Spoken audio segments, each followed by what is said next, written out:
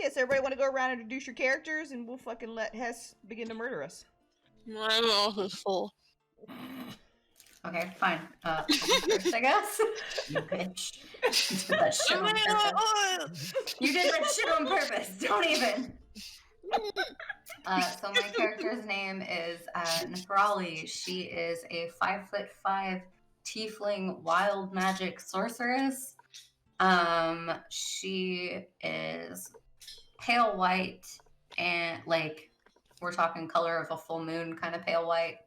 And her hair is bluish green. It goes all the way down to the tip of her tail. She's much nicer than she appeared last week. I promise. She's not actually, or last session. She's not that suspect. But she has a questionable past and makes some questionable choices from time to time.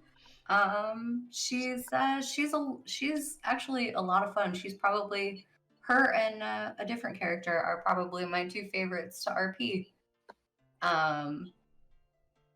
She does have the urchin background, and that's all the rest of the players know about her.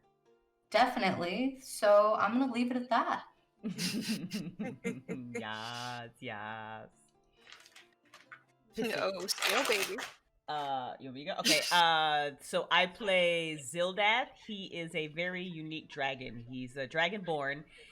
He's a dragonborn that unfortunately has a tail. He's also a red dragonborn who breathes lightning. So his clan wasn't about that.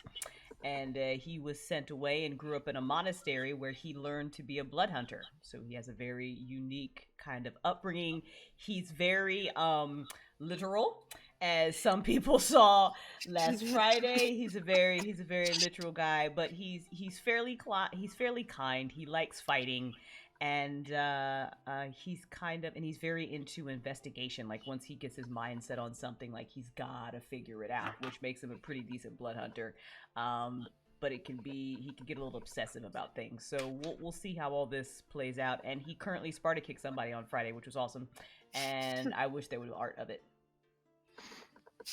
There's a lot of things to be art for. Yeah. Nathrali slammed somebody into the ground that still had an arrow in their back and then slit their throat with a dagger. Yeah. That's not indicative of her normal, everyday personality, though. Zildad Sparta kicking someone into the water is 100% indicative of his normal, everyday personality. I mean, he did ask her like 20 times if he could punch someone, so. Yeah. Not a hothead, but does like violence, put it to you that way. It's fair. Mm-hmm. Pixel, go. I play Talithe. She's a half-elf bard. Think of it like a more chill version of Dandelion, kinda. We love you, Yaskar. She has long-ish black hair, a bit sun-kissed. Not the most lucky person ever. Her favorite instrument is violin and ocarina, and later bagpipes, but that's later. And she's a duelist as well. Yeah, she also fucking killed the shit out of somebody on Friday who was knocked out. She just walked over and fucking like stabbed the shit out of him, so that was cool. With a katana. Yeah, with a katana, yeah. And Bander is sick of everybody's shit. Go. Tokia. Bander, introduce yourself. The fuck did Bander go? Good lord. So, Bander. we lost the shapeshifter. Mm-hmm. Bander. What? Introduce yourself and your character! Hi, I'm Vander. I'm Krabby. I play Tokia. She's a half drow druid, she's a half drow elf druid. She's crabby too. Yeah. Bander's right there. She's just not on camera. We put up the character picture that Bander wanted to use, so there you go. My character is much prettier than me. Deal with That, whatever. That's your face. Where's my bell? Where's Don't my insult bell? my Get the friend. bell. All right, get the bell. Get the bell. Get it. We need an SFX bell for your soundboard. You do. I'll find a sound effect. And Hess is our magnificent DM who has put together an amazing story for us to roleplay in, and we love him. And Also known as the god of death. he is Mhm. he is literally the god of death. Yep. Ding ding, motherfucker. Hess has put in a lot of work for all of us with our backstories too, just so y'all know. Like, he Yeah. created the gods for this particular world. Mhm. He spent a lot of time with each one of us discussing our backstories and our characters' backstories. And he's done a really good job of weaving all of us into this world in ways that make it much more real, and it amplifies our immersion so we can RP better. So everybody needs to thank Hess, not just us. Yeah. Well, Yeah. thank you. Absolutely. Thank you, Hess. You the best. You the best. All right. You know we love you. Let's get some fucking role play on, y'all. Let's do it. Yeah. All Let's right. see how you get yourselves out of this shit show. So we last left our heroes with Nathrali murdering the fuck out of someone. And I think that means I get to go first because I'm fucking dying to know what happens, okay? While Well, Nathrali, go ahead, Hess. Well, while Nathrali's doing that, the rest of you are encountering the stuff that's happening, and I've kind of timed out about how long Nathrali would have been over there murdering the fuck out of that guy. So Judging. yeah, I'll let you know when Nathrali would be arriving. Okay. So while But in the Nathrali is meantime- murdering the fuck out of a guy, just so everybody kind of knows where we are, Tokia, Talathe, and Zildath are on the boat, and there was like there's a lot happened on this boat. Let me just put it that way. But there are dead people, and there's currently a guy who's knocked out, wrapped up in Zildath's cloak that they have in hand while they are on this boat. Okay, there we go. And they are standing on the gangplank waiting to head down the boat. Well, but- no. We're kind of still on the boat, getting ready to maybe get off the boat. Yeah, And- Zildath was stepping onto the gangplank. Yeah. Sorry. And to clear some confusion, because it kind of gets interchanged a bit, there are two people alive, one not from the ship. One is Javier, who is the quote-unquote merchant. The other is the sleepy dude that was a part of the crew. There's Yeah. two people knocked out below deck, No. if I'm not mistaken. Yeah. There's just one Yeah. knocked out. Tokia did not murder anyone. She knocked out 2 of the guards. Correct, Just and- knocked them out. right, Did not kill them. Right, Talathe Not killed. yet. Talathe murdered the shit out of one guy, but there should be Mhm. two guys that are KO'd. Okay, so there's So- two people from the crew and then Javier. Correct. hmm That we know about. There might be more. Yeah. 'Cause Hess is There's ego also like that. a random dude on the other side of the deck in that room was probably like sleeping or whatever. Oh, and there's No, a- that was one of the sleepy ones that you knocked out, Vander. No. there no, was another one. no. Hess says there's actually another guy on this ship. You did see, I forget who saw it, but at least one of you saw a guy go take the place of the one that was asleep. Yeah. Okay. yeah okay. There's one more Okay. NPC on this ship. Yeah, I and he think I was hasn't either heard the super drunk or commotion, up so- getting water at that point, so my mistake. All good. Um, He looked just Oh. like the rest, though. His Zildath is like, oh, you should. ain't nobody give a shit. He just some dude. He just some dude in the room. We'll kill him later. Whatever. It's fine.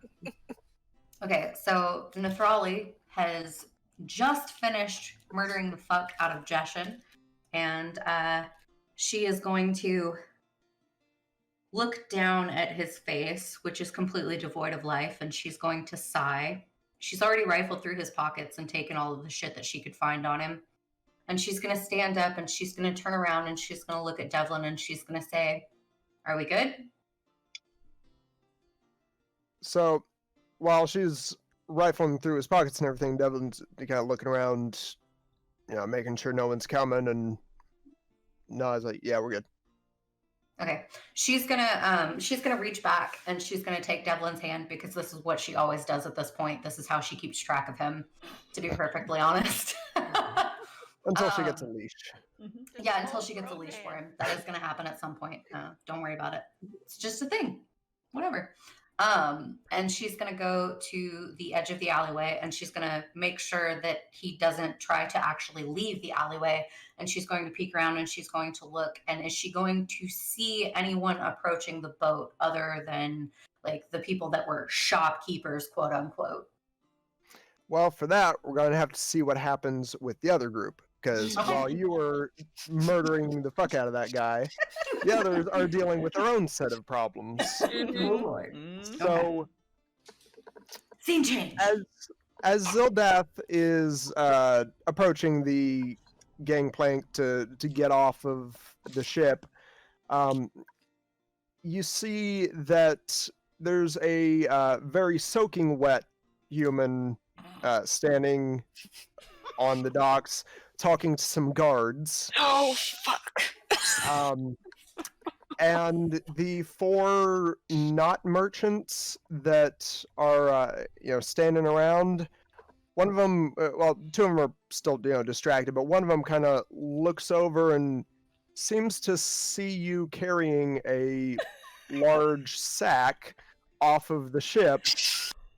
And when you went on the ship, they were just kind of amused by the whole situation. It's not really their job to guard the ship, but you can see it in his face that is thinking, okay, this could be a problem.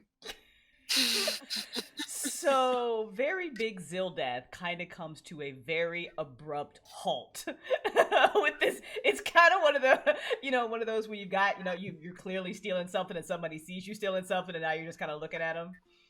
And so, as unassuming as a giant dragonborn with a tail can be, he is going to start walking backwards with this sack back over towards the door where I'm assuming Talathe and Tokia still are, and he's going to say over his shoulder, "We may have a problem." Okay, so you see, this one merchant that's kind of noticed you. He seems to be debating, like, okay, what should I do about this? The soaking wet guy has now noticed you and is pointing at you, and the guards are kind of looking over. And about that time, Bryn, the 1/8 or whatever orc guy that was kind of helping you out, he walks over to the not merchant and says, "Hey, don't worry, I got this," and walks up toward the ship. So he is now. Let me find a good. Oh, this is gonna be. There we go. This is gonna be So- amazing. Bryn kind of marches over and starts walking up the gangplank. You see the not merchant kind of accept, like, okay, he'll go take care of that. I can just sit here and watch. So, Yeah. Zildath is going to kind of, with his foot, knock open the door that's behind him. He is going to chuck poor Javier into the room, and he, hoping that Talathe and Tokia inside will understand, and he is going to close the door. and he's going to be standing there as Brim walks onto the ship. Because he can't hide. He's a dragon. Like, what's he gonna? So he's standing in front of the door at the moment, watching Brim walk towards them. Oh, yes, this will work wonderfully. So while that's happening, Tokia and Talathe, you see Zildath, who just walked out of the door with Javier.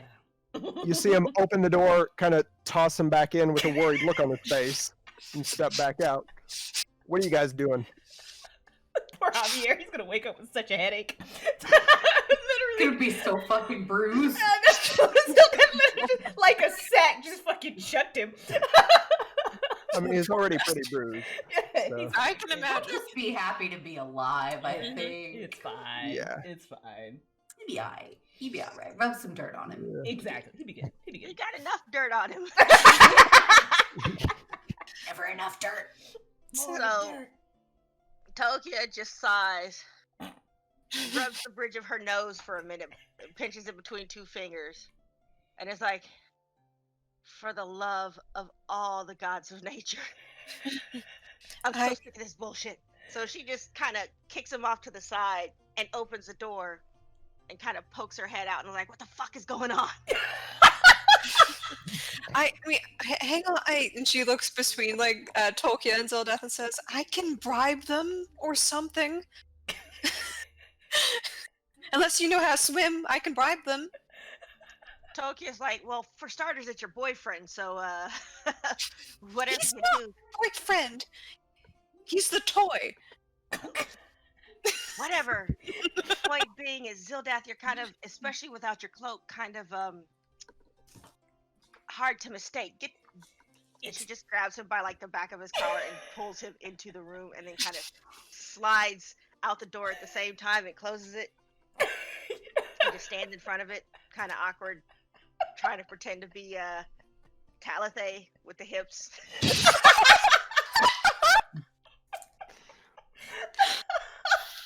This is like the most amazing So- comedy of errors. Where actually are you? Put your character things where you actually are. Where? I'm not Which sure. one is my character thing? You're down on the you- third deck. Yeah, your character's down on. Okay. So now I'm here. Okay, so Tokia's now outside and Zildath is inside. Yes, because Yeah, we're like both he like just got- wedged inside. So Zildath is murmuring too. I could have talked to him alone. He didn't have to know you were here. What are you doing? So now he's kind of. Did she shut the door, or is she just kind of standing all in front of the door? She's trying? got it. She's got the door. It's not completely closed, so there's like about a 2-inch crack, so she can hear him. She's like, "There's 2 not dead guys down at the bottom of the hold. Go take care of them." So for a second, all you saw was like a big ass dragonborn eye, just kind of like peering through the door. But then when Tokia says that, he's like, all right. So he will kind of go as quietly as possible. Now imagine a dragonborn trying to tiptoe down the stairs. With his tail just. Just with his tail just like thump, thump, thump on the fucking stairs.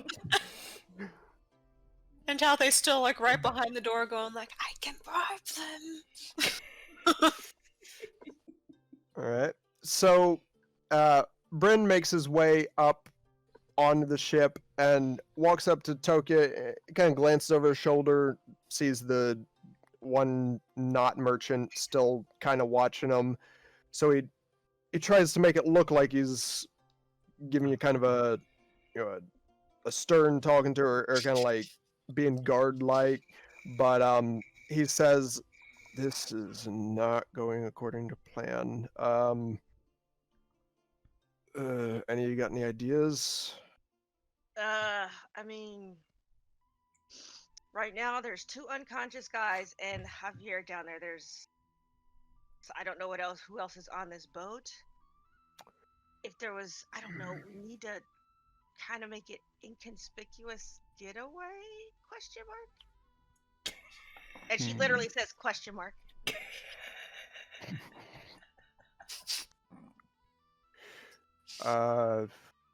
By any chance, do any of you know how to steer a boat?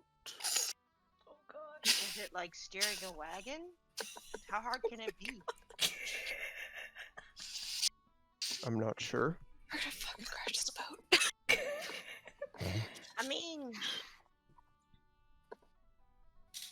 wait. Are you suggesting that we take the whole fucking boat? I mean, technically, what the fuck's the dwarf's name? Balgrim. Malgrim. I mean, technically, Bagram doesn't really own it. I'm pretty sure he stole it, so... Okay, at this point, Tokia leans back to the door and is like, do you know how to steer a boat? Please tell me you know how to steer a boat for a bard. Come on now. I can ride a horse. Close Okay. enough. Go get on the steering wheel. At this point, I think Nathrali has observed enough and she's going to turn to Devlin and she's going to say, I hope you're as famous as you think you are. And she's going to take his hand and she's going to approach the guards. And she's going to say, is there a problem here? So are you approaching the guards that are talking to the soaking wet man? Mm-hmm. All right. So soaking wet man just immediately butts in with that dragonborn guy. He came up. He was accusing me of things, and then he punched me in the face and kicked me in the water. The guard. Mithrali's going to give him the most venomous look, and she's going to say, were you in his way? Well, I was paid to guard this boat. Yes. And you were also paid to stay out of our way. Were you not? I don't know you. And at that, I'm sure Devlin, Balgrim would be happy to speak with you. at that point, Devlin actually takes a step forward and says, "How dare you speak to us that way? You know who I am. I'm the son of Rulin Rake." And you actually see one of the guards just immediately, a little bit of recognition there. I'm so sorry, sir. I did not recognize you there. Would you like me to deal with this?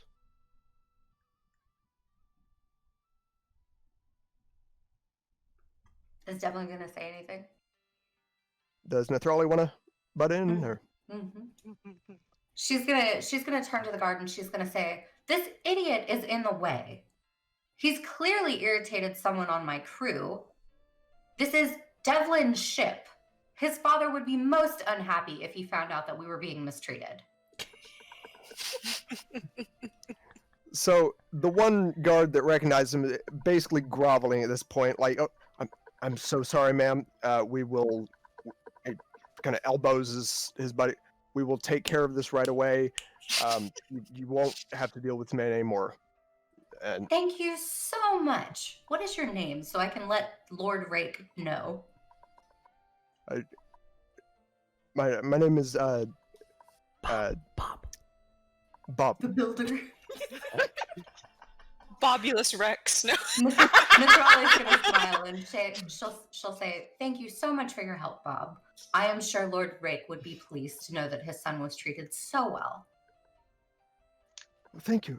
Yes, of course. And he seems to be kind of like talking to the other guard, like, "Don't you know who that is? It's Roman Reigns." And they kind of go push the soaking wet guy's like, "What? No, they're not even. I don't even know who they are. They're not the people." But they're ignoring this point.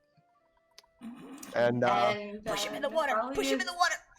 Nathrali's gonna take Devlin's hand and she's just gonna walk up the plank like she fucking owns the boat. Should have pushed his ass in the water. No, we got what we needed, all right? Problem averted. Let's get our bearings and then decide who to kill who. Fucking hilarious if she had just pushed his ass back in the water. If he'd have touched her, she probably would have. True. So at this point, the not merchants are all just staring like, should we get involved? I don't get paid enough for this shit. So they're just kind of standing there watching this go on. Nathrali's gonna turn around and she's gonna smirk. And then she's just gonna carry on up the plank. And she's gonna see Brim and she's gonna smile and say, "Oh, hello.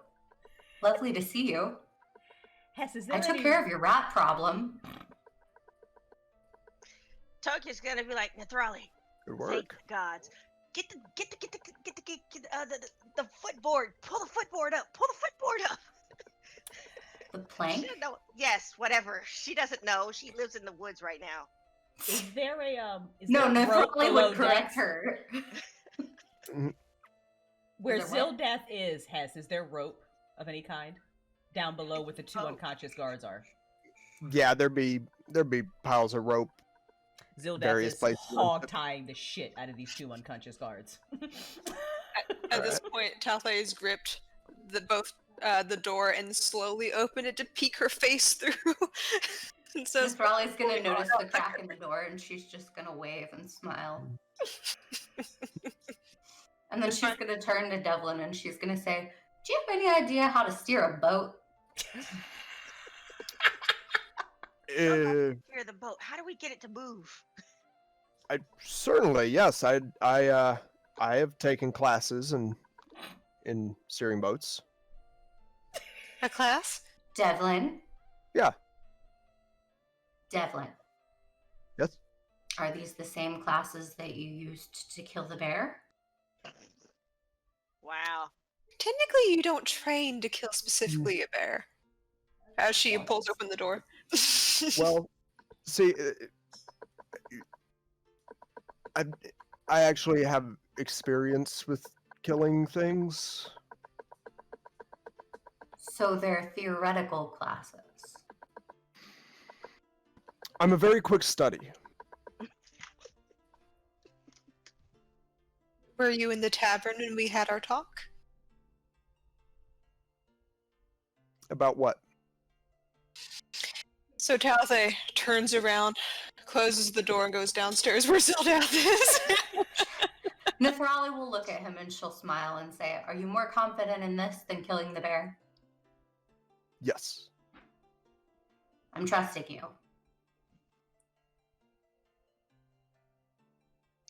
You can see a mix of confidence and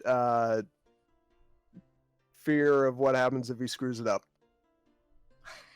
She's gonna smile at him in that, "Oh, what are we gonna do with you" kind of way. And she'll stand on her tiptoes and she'll kiss his cheek and she's gonna say, "You'll be fine.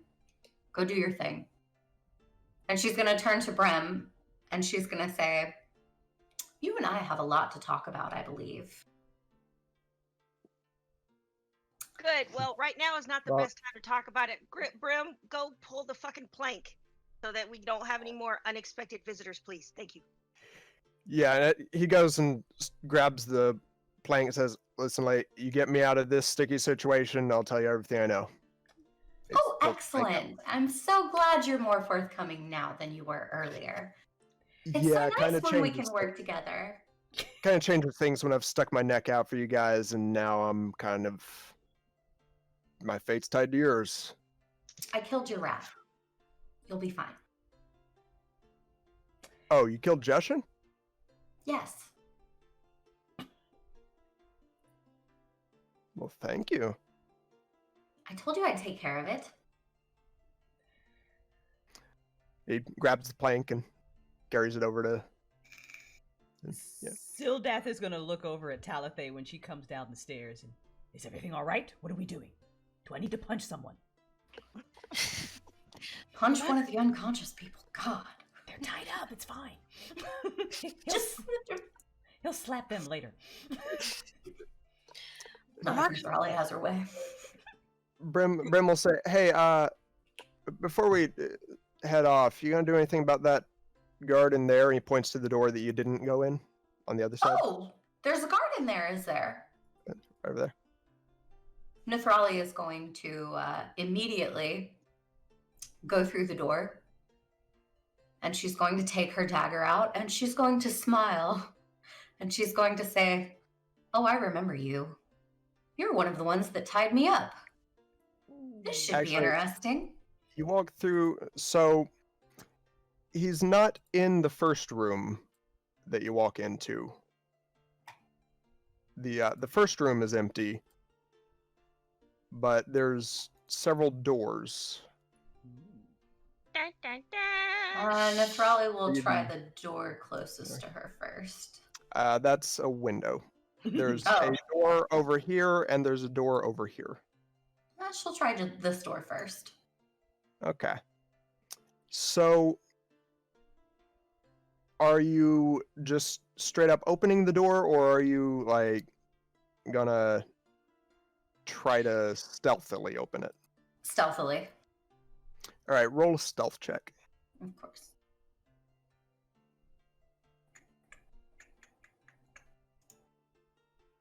Ooh, nice. Thank you, proficiency. So stealthy. Did you get higher than a 5? I got a 22. All right, so Definitely. you see a thug, just one of the people just kind of idly staring out the window, looking at, the situation going on outside with the guy getting dragged off by the guards. And he does not notice you, but you kind of recognize him. He's one of the guys. Nathrali is going to very, very quietly tiptoe up behind him. And she is going to grab the hair on the back of his head ever so gently, and then she's going to slam his face into the wall. And she's going to hold her dagger to the back of his neck. All right. So, let's see. That would be a grapple check with advantage, I think. I don't have grapple on my sheet. It's just an action that anyone can do. Wrestling. It's an where did I alternative to click? the attack action. I'm looking up the. I'm sorry. No, that's I don't remember exactly the. Or what do I need to roll? Yeah, it would be. Same size and. So you can choose either athletics or acrobatics. We'll do acrobatics.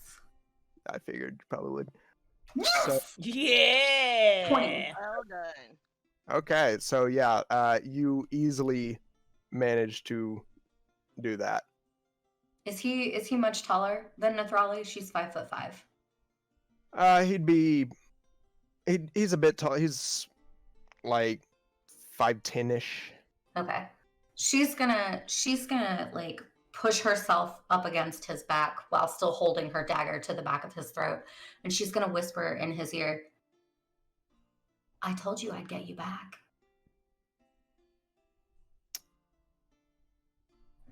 I'm sorry, do I know you, miss? Do you remember the tiefling you keelhauled?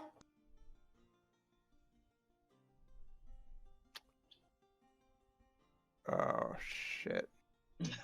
Yeah. Why?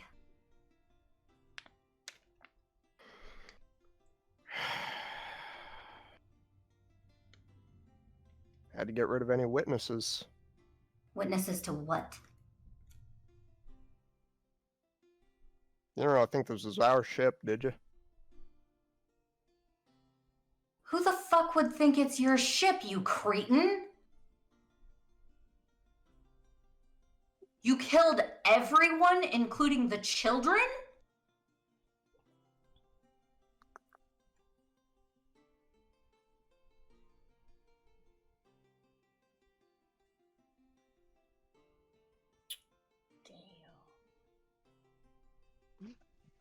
Your guild is in so much trouble. Why was the wedding so important? The fuck, what It is was a job. For what? I don't know, but we got paid a lot. How much is a lot? Well, my cut was several hundred. And you're one of the lowest on the totem pole, aren't you? Mm-hmm. Where's Balgrim staying? Well, he was staying on this ship, but he's out on business at the moment. Should be back later tonight. And if his ship isn't here? Well, then I guess he'd have to find someplace else to sleep. Who else would he stay with in this city? He's got a lot of contacts in the city. Who's the most likely? And don't say Jushin, he's dead. Killed Jeshin? You're goddamn right I did. Always hated that bastard. No, Well, you won't live long enough to enjoy that, but fair. let's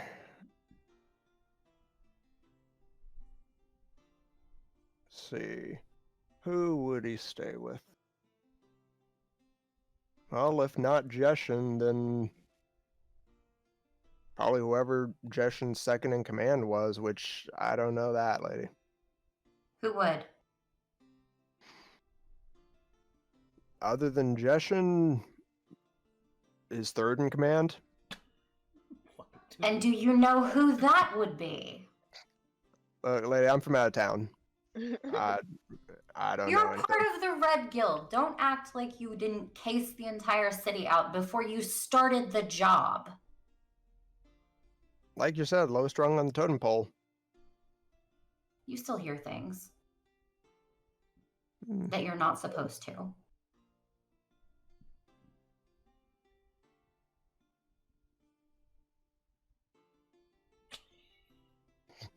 I can make your death quick and painless, or I can kill you slowly over a period of time. There is a dragonborn on the ship with us. If you think I'm the evil one, he's probably a lot more creative, and I know he likes to break bones.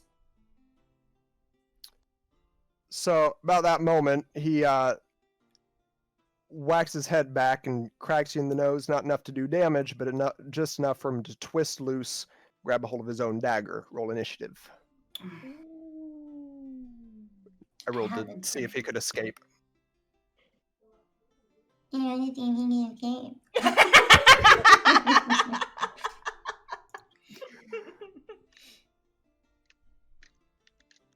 don't understand why I have that 0.15 on my initiative. That's amazing. Oh, that's whoever has the higher initiative. If you roll the same on initiative, whoever has the higher dexterity goes first. Okay, so my dexterity is why I've got the 2.15 for my initiative? Yeah, it's a Above. tiebreaker. Okay.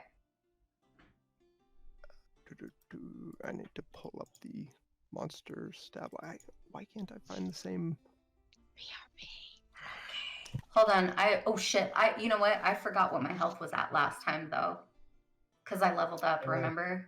And we haven't been to sleep yet, so. You were above half.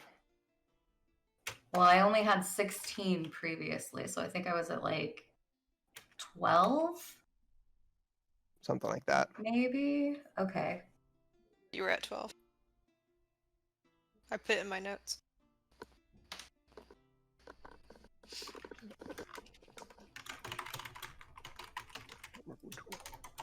I was at 12?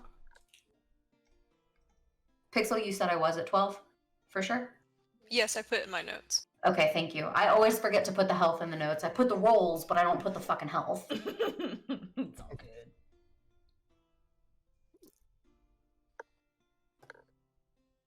Alright. So what's your initiative? 16.5 or 16.15. Alright, so you go first.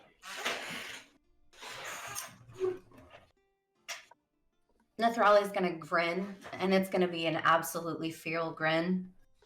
And she's going to say in Primordial, I told you I'd be back for you. And I meant it. You're going to die.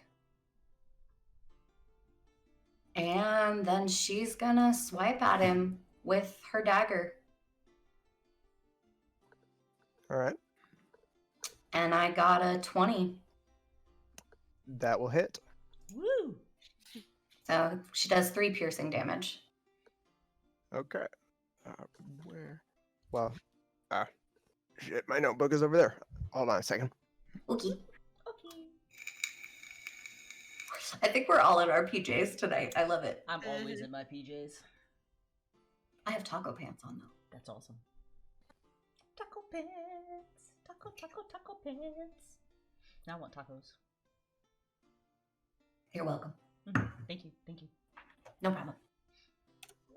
So pro GM, much prepared. I mean, we kind of sprung this on you though, because none of us really wanted to leave it at where it was. Alright. So you said 3 points, right? Yes. Okay. So you slash out and hit him across the arm, and he takes a stab at you and misses. So it's your turn again. Nathrali is gonna smirk. Do I still have advantage, or is this a normal roll? Normal. Normal. Okay. Let's see.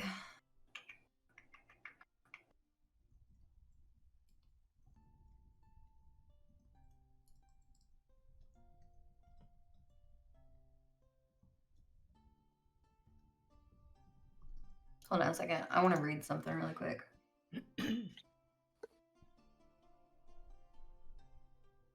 While she's reading that, Zildath has asked Talithe, "What's going on?" Well, remarkably, we are not being arrested. What are we? That doesn't tell me what they We fucking might be taking the boat, I think. Okay, Hess, I'm just gonna ask you, can I use a sorcery point to refill a spell slot? Yes. Okay. Then I have 2 sorcery points until I sleep, and I would like to use one of them to cast Witch Bolt. Woo. All right. So witch, so And I witch. got a 22 with my Witch Bolt. Damn, dice on fire All right. today. Yeah. I can't upcast though, since I only used 1 point. Damn. And she hits him for 7 lightning damage, 7 lightning damage, and she is going to keep concentration on this spell. So there is a little arc of lightning going between her and this motherfucker in front of her. He is in very bad shape.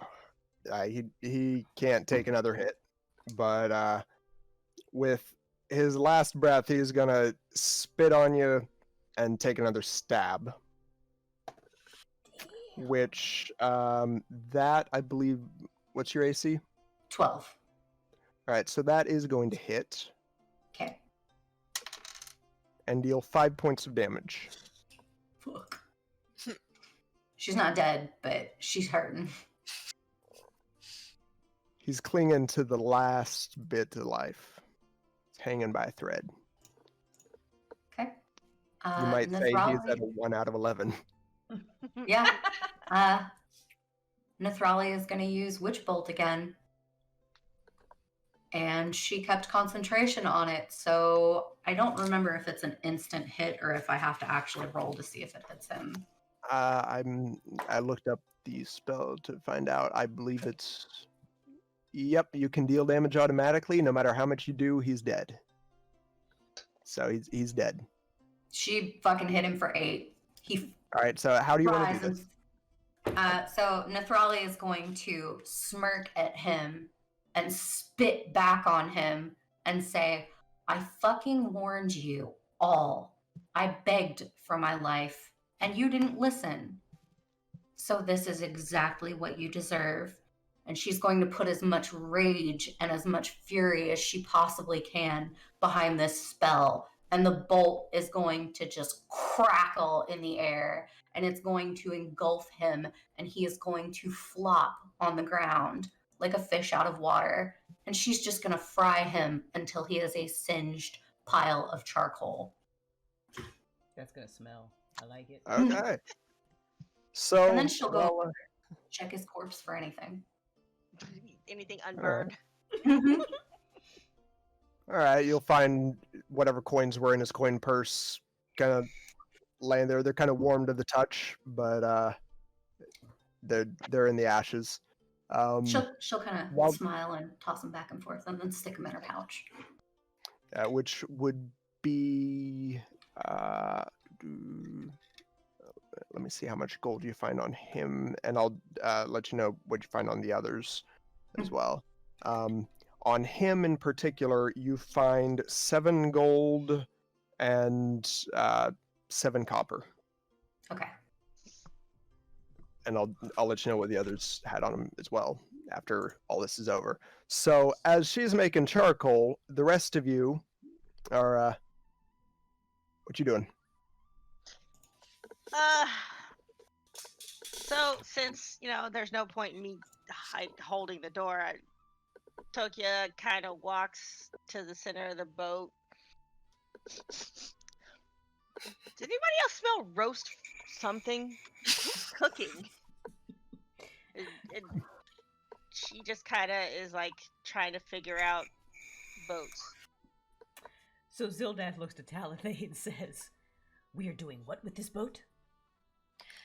Apparently, Delvin says he can steer it. Or move it, at least. Zildath kind of cocks his head to one side and he goes, "All right. Have we searched the entirety of the boat to make sure no one else is on it but us?"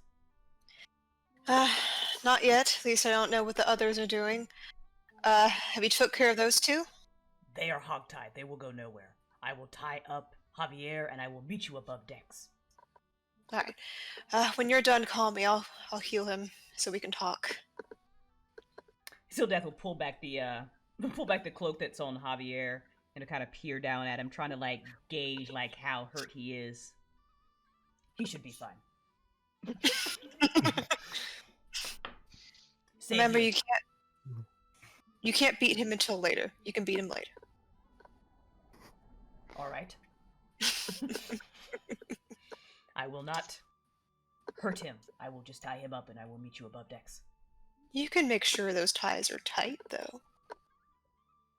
He kind of cracks a smile and says, "I will do this." Miss Raleigh's gonna kind of open a window in the room, and she's gonna search the room to see if there's anything useful. All right. Okay. So Devlin, after a minute or so, is like, "All right, I think I know what I'm doing. Can someone lift the anchor wherever that is?" All right, so where would the anchor be? Like the anchor lift be on this boat? Where would the windlass be? I know all the words in real life, so I can do that. Okay, so Tokia goes to the big spinny wheel thing and starts trying to push it. All right. So She should you're make Brim help her. I said she should make Brim help her. you want to ask Brim to help? Yeah, Brim, get your ass over here and help with this. Yes, ma'am. He comes over and helps. So make a do you have a very high strength? If My If strength not, is I'm hurt. sure he does. All right, Yeah. so I'll say his strength's 16, so he'll make it with advantage. Yep, you are able to fairly easily lift it up, Whoop, whoop. and We on a boat, motherfuckers. the boat starts slowly moving. Devlin seems to be he seems to know what he's doing. He kind of turns the wheel carefully to guide you out, and you're off. So Zildath will, grab Javier, now poor Javier, by the scruff of his neck, and you hear kind of the body going dish, dish, dish as he drags it down the remaining stairs. And I mean, not his head, because he's kind of got it by the scruff of the neck, but the rest of his body's getting all fucked up. He drags him down to the other two, and he ties him up, and he picks up the cloak that Talathay gave him, and he kind of shakes it off, and now he's kind of looking at it for stains to make sure it looks okay. And he'll find some place to very gently hang it up, because he really likes this cloak. He will march back upstairs to see what's going on as he feels this boat moving. Nathrali's going to explore the rest of this area. Tally, who is on her way back up to the very top of the deck, feels the boat start to move and braces on the wall. Oh, we're moving. Oh, we're moving. Okay.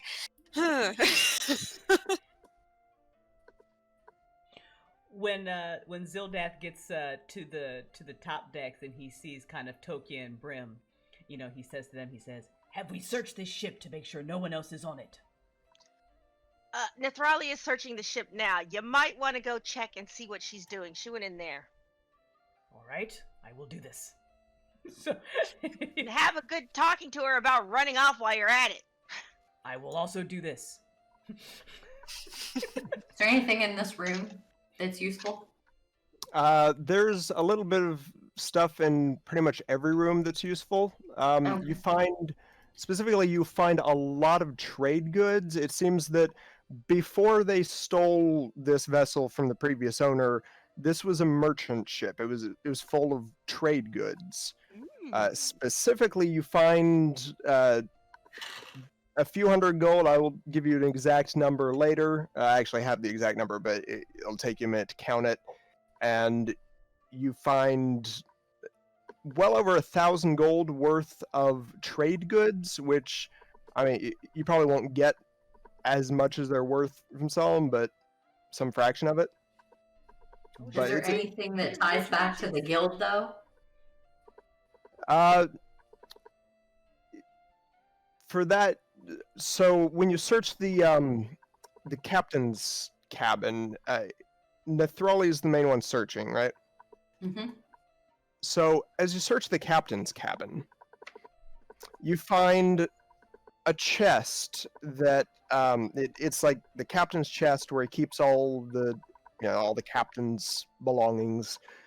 You find the fake deed to the ship that they had made. You find some you find a logbook that you're not quite entirely sure what it means, but it looks like something that Tally would probably know a bit more about.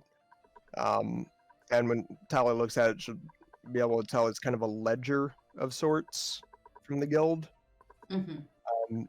And you find other belongings of Dagrams, and next to it you find a small little kind of lockbox kind of thing, but it's unlocked, that looks like it belonged to the previous captain.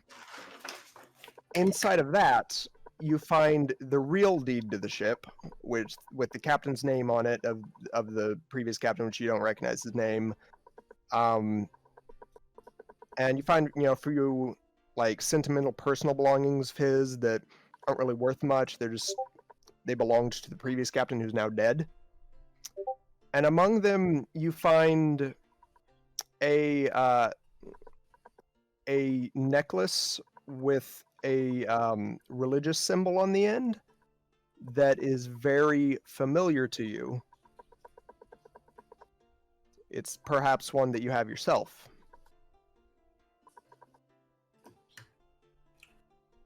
Nethrali is going to look at the necklace, and her entire body is going to freeze. And she's just going to be completely overwhelmed with memories. And she is going to be lost in thought for a few moments. And then she's going to hold the necklace up so that she can look at the symbol a little closer. And she's going to cry for a little bit, and she's going to wipe the tears away, and she's going to put the necklace on. And she's going to take the deed out, and then she is going to close the box. And she is considering very heavily on finding a way to return it to his family, if he has one. And she is going to walk out of the room with the logbook. All right. So while Nethrali was doing that, Zildath came into this doorway, and then you can't miss the smell of fucking burnt motherfuckers. So he kind of peeks into the other room and sees the dead guy, who is completely fucked up and unrecognizable, and he just kind of nods like, "That's what you get, motherfucker." And then he sees Nethrali walking out, and he stands there for a second, and he looks at her, and he goes, "Are you all right? You look as if you perhaps need healing."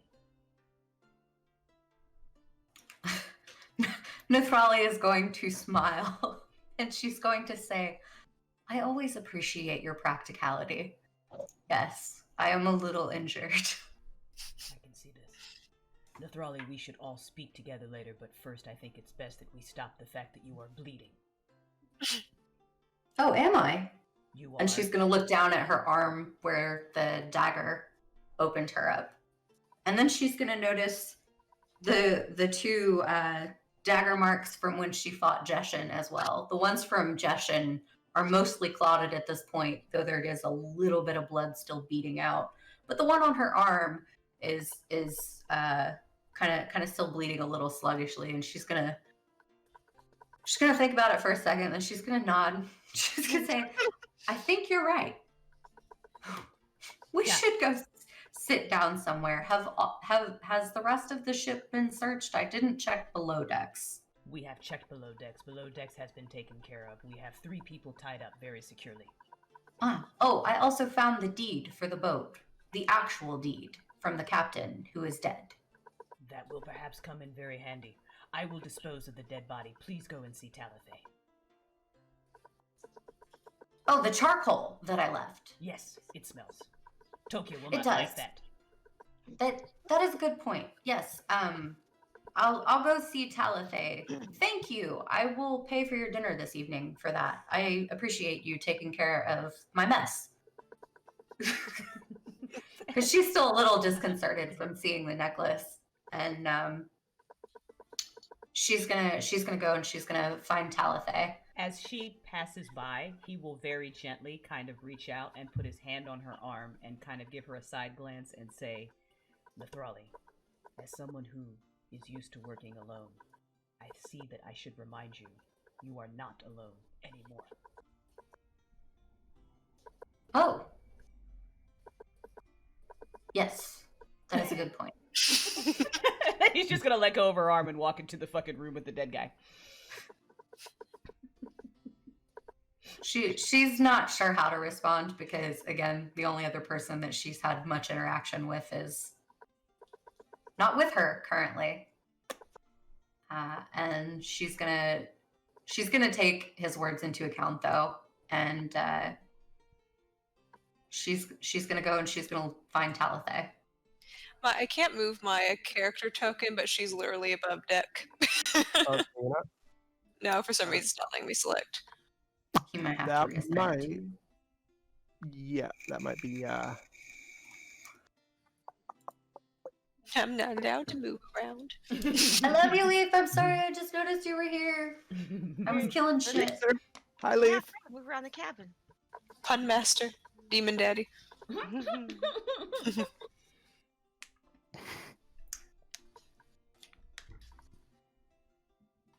All right, you should be able to move your character token now.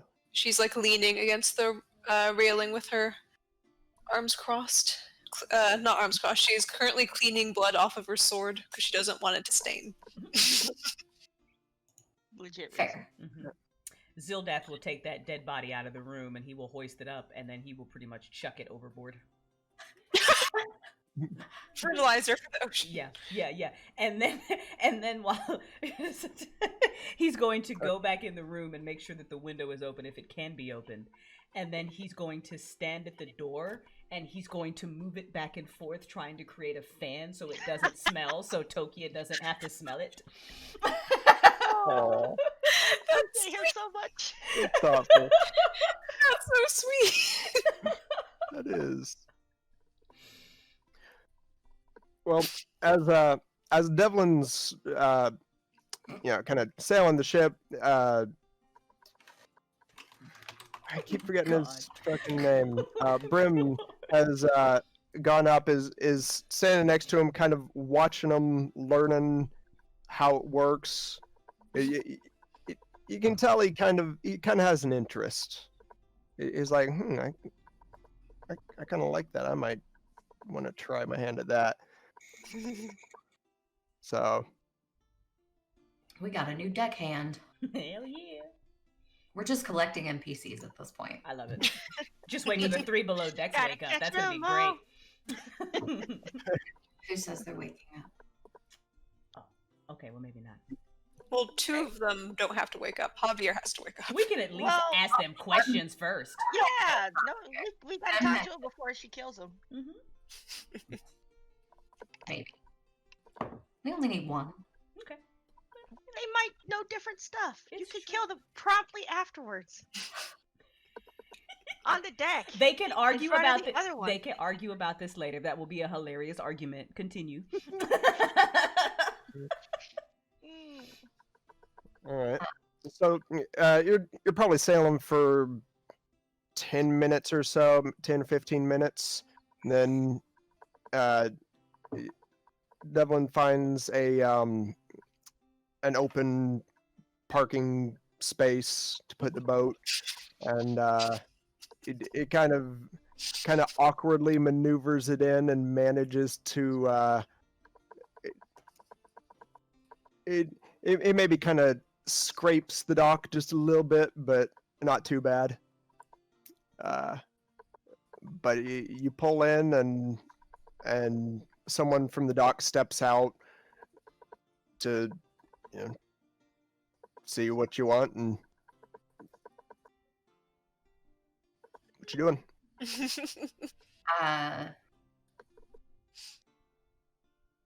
Nathrali's she's gonna make a sharp whistling noise, and she's gonna try to get Brem's attention and nod for him to put the gangplank back down. He'll go grab it, put it there. Did Nathrali get healed? Not yet. Okay. And then she's gonna turn to Talathay, and she'll say, "I don't know if you could do anything about this or this, but do you by chance have a way of stopping bleeding?" So Tally, mid-polish of her sword, looks at you, looks you up and down, and says, "What happened?" Oh, just there were some rats that needed to be taken care of. Rat's my ass. We're gonna talk later. So Maybe. she puts her sword away, and her hand glows, and she reaches out and touches you and does stuff. Hang on. The stuff. Does stuff. Has a to be determined amount of healing. Ooh. Sounds so fancy stuff. I know, and things. Oh my god, load. Yeah.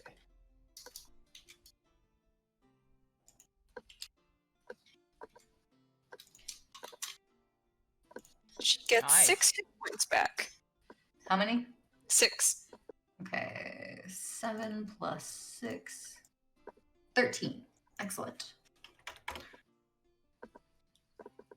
You see the wounds kind of seal up on you. They still kind of sting a little, but they're not really visible anymore. Nathrali will smile and hold the deed up and say, "I think I need to go talk to the individual that's about to come up the gangplank. Thank you." If you need more, let me know. Oh, I should be fine after I sleep, but thank you. And she's going to head to the gangplank to greet the soldier or guard or whatever he is. All right. Devlin's going to kind of come and stand it. He's not really going to say anything, but he's going to stand next to you. And the guy doesn't really seem to recognize Devlin, but it's worth a try. So it says he walks up with a sort of a logbook and says, "All right, so how long are you wanting to stay? What's your business?" A week, and we have trade goods. All right, week trading, and name and registration, please. So she'll hold out the deed. All right, and that will be. Damn it! I looked it up earlier.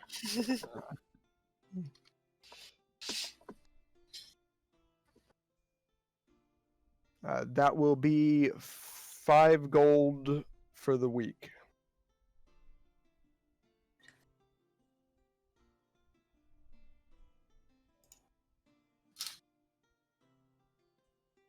god, that's 35 fucking gold. No, that's 5 gold for the week. Oh, for the entire week, just 5 gold. Yeah. Okay.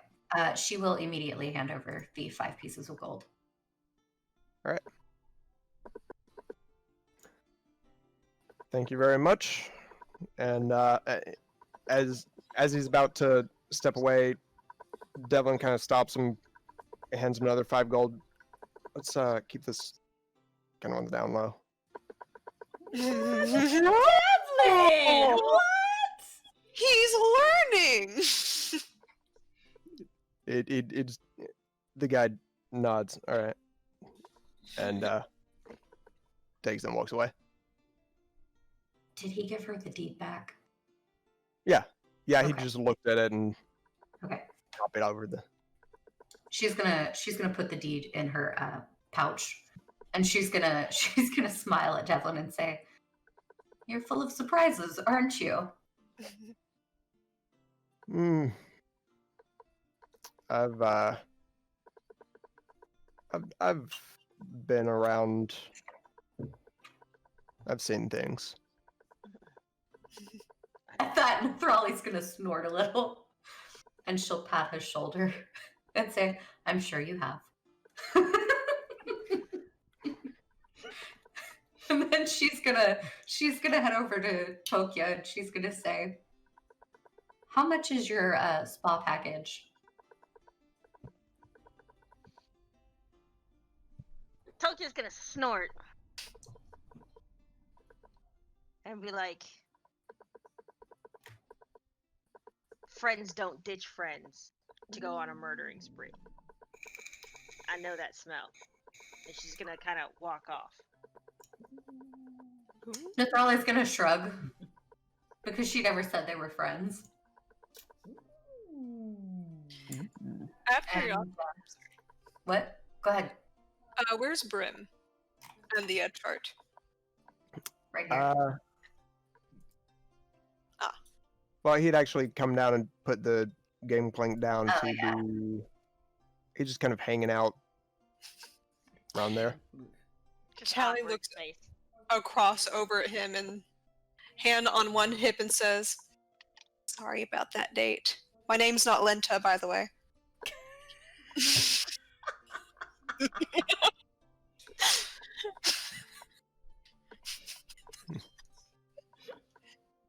It's called a rain check. God. Oh! Playa. So she Like, just hey. smiles and just like, okay. I like his confidence. I like that too. That's pretty good. I like his confidence. Wow. So Nathrali. Oh, sorry. Go ahead. No, Zildath has gone back now that he is satisfied that he has aired out that room as much as he possibly can. For poor Tokia, he has gone back down below decks to the 3 that he has hogtied, and the 2 of them that are not Javier, he is standing there with his arms folded over his chest, and he's looking at them, and he's got his thinking face on, and so he's going to squat down. And it doesn't matter which one. We can identify them by hair color if you like. But one of the ones he's going to slap. And he's going to say, "Wake up." All right. So ready for So- this. Nathrali is gonna go over and ask Talathe. So, where are Javier and the other guards that Zildath tied up? They are in the very bottom deck, I think. Zildath then- is taking care of them. Oh, excellent. And she's gonna go downstairs and join Zildath. She's going to follow you.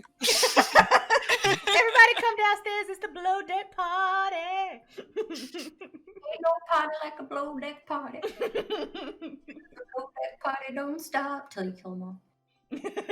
Oh, yeah. So yeah, whatever one we woke up as, he slapped one of them to see if he could wake him up. Somebody just got All right. slapped by a Dragonborn.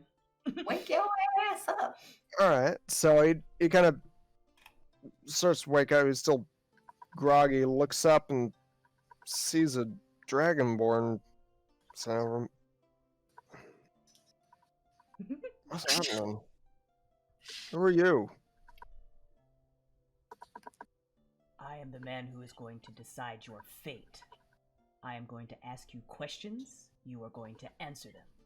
Are we clear? It realizes he's tied up. You don't know who you're messing with. When Balgrim hears about this, he's not going to be happy. So you work for this Balgrim? Yeah. Did Balgrim steal an artifact?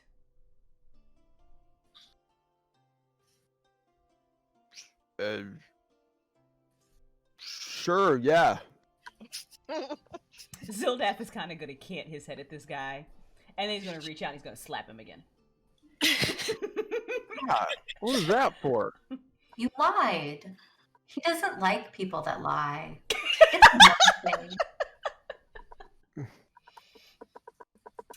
Zildath is going to describe the artifact to him. Did Balgrim take this artifact?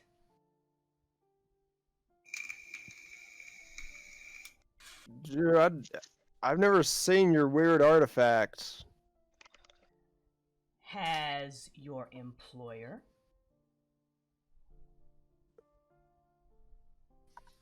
Balgrim's my employer. Hired me to guard the ship. Zildath is going to slap him again on the other cheek. Pay attention. These are not difficult questions, even from someone who doesn't read books.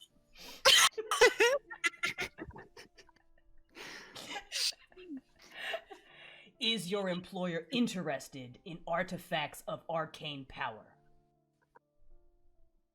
Well, sure, I mean, any kind of power. Did he ransack the home of an artificer here in town? I don't know. Did he send other men to do it? I mean, he doesn't like to get his own hands dirty, so unless it's a big job. Who would know?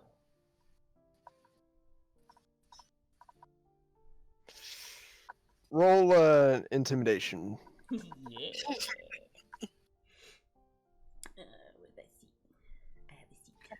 At this point, Tally has gone across the room and just sat down with her legs crossed, watching. Like a little cat, interested cat. Yeah, 21. Damn. God, dice gods, All right. we bless you today. We shall sacrifice something in your honor. Where's Dusk? So it kind of grunts and... Fine, alright. There was a guy here earlier named Jushin. Oh, well, interesting. So Jushin stole the artifact. No, but he hired the ones that did. Holly's gonna just sigh, and she's gonna say, "Are there any other connections in town that you can name that Balgrim has?"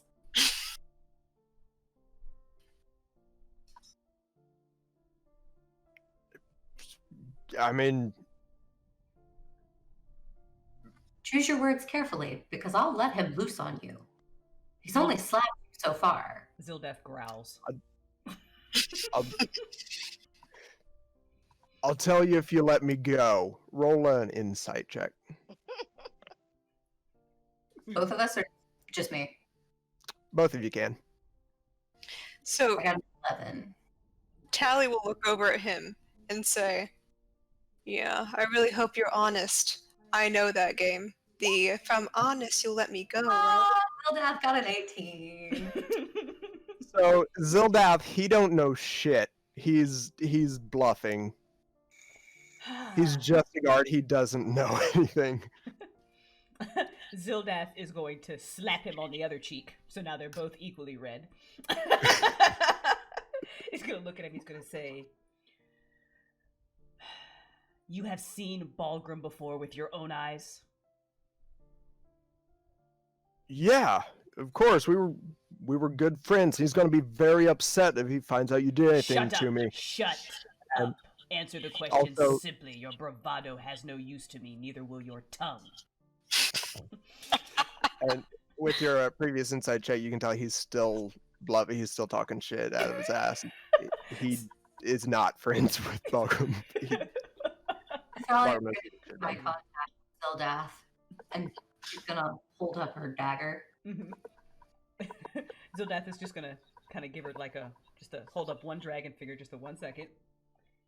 And she'll wait. Have you seen who Balgrim usually is present with? Men like that don't walk around alone.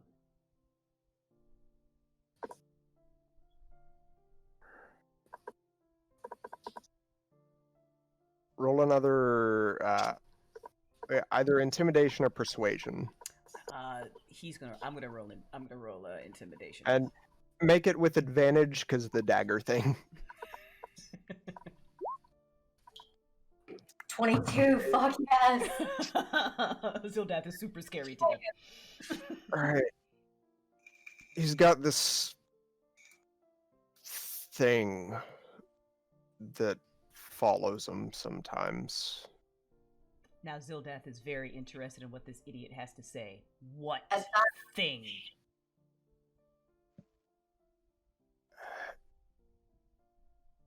I don't know what it is, but I've caught glimpses of it sometimes. It's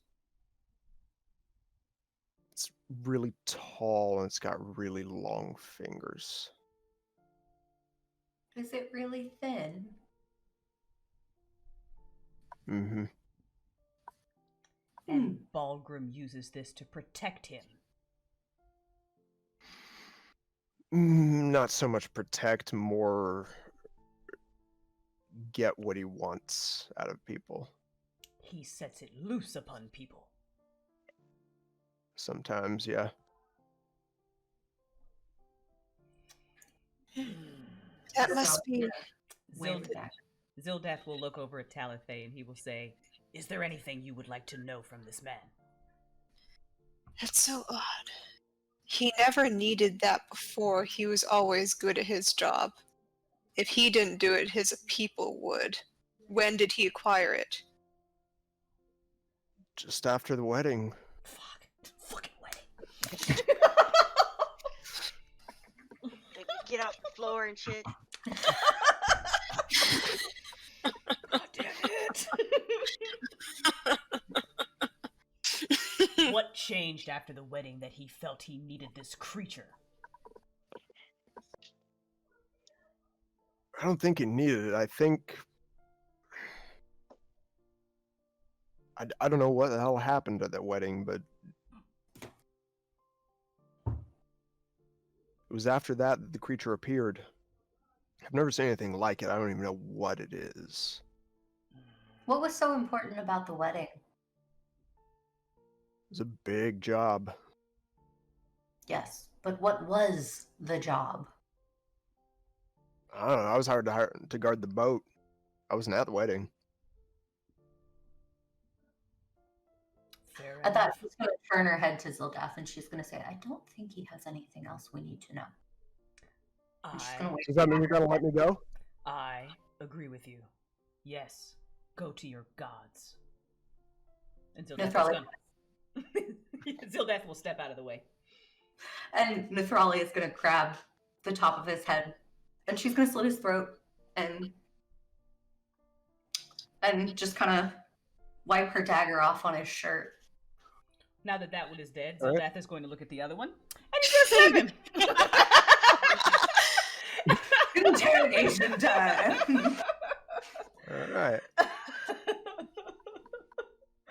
What's up, Chris Hansen? Welcome to the channel, by the way. We're doing some serious roleplay. Yeah, Zildath leans over the other guy, same as that, and he's going to slap him and say, "Wake up!" Alright. So, for the sake of brevity, he doesn't really know anything more than the other guy, Okay.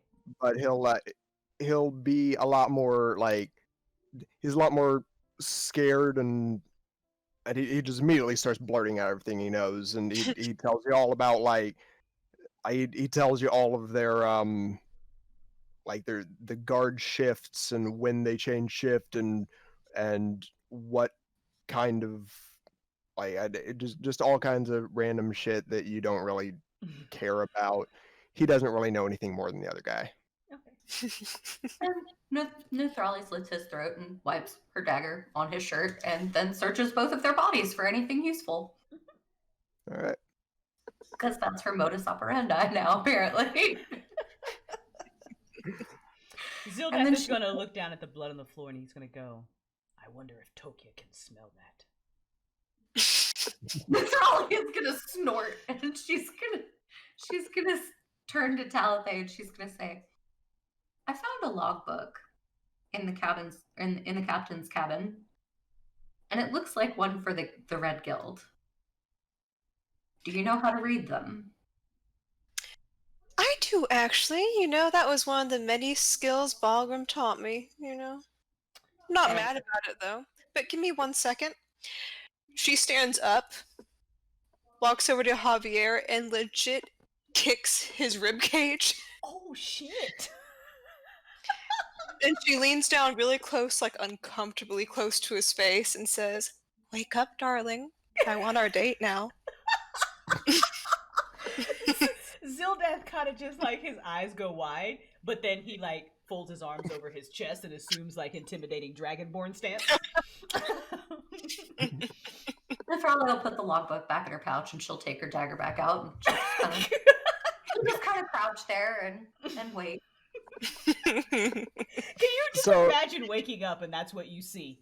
Like a fucking dragon, a tiefling, and like this bard just staring at your ass. So he wakes up rather abruptly and sees you like, what happened? Good morning. A lot. A lot happened. So where were you last night? Or a few hours ago? I lost track of time.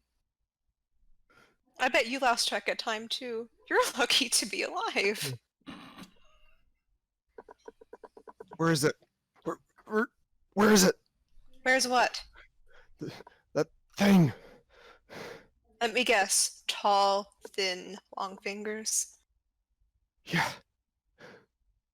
Was it in here with you? Did it do something to you? Did it touch you? He looks, and in both of his shoulders, you see what looked at first kind of like sword wounds, like through both shoulders. You can kind of see, you know, as kind of move around and you get a better look.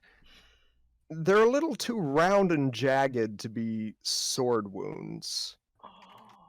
They're more like what you might imagine might be made by the finger, like long spiky fingers of a creature.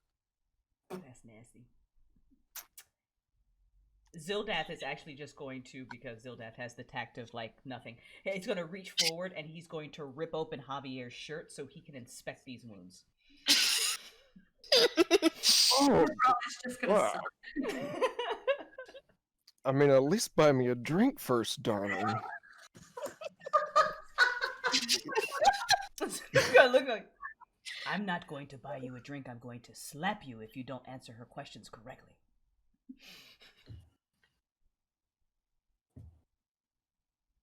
What unfortunate little bastard you are to be a part of the guild. How did that happen? You don't strike me as that type of person.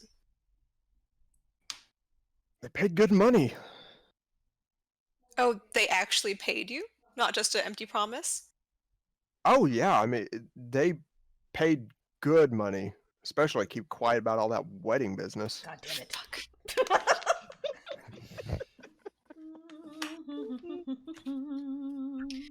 You know, I was curious about one thing, Javier, when I first met you. You're very, well, you were, not now, but you were very loud and vibrant. Why weren't you at the wedding? How come you weren't performing? The bride looked like someone she would really appreciate someone like you. They didn't ask for me. They asked for entertainers, performers. I just arrange things. Arranged what? Entertainment. Whores. Talithe. He arranged for whores. I mean, I prefer You arranged for escorts. whores. Yeah. Did you lose all of your whores at the wedding? Well,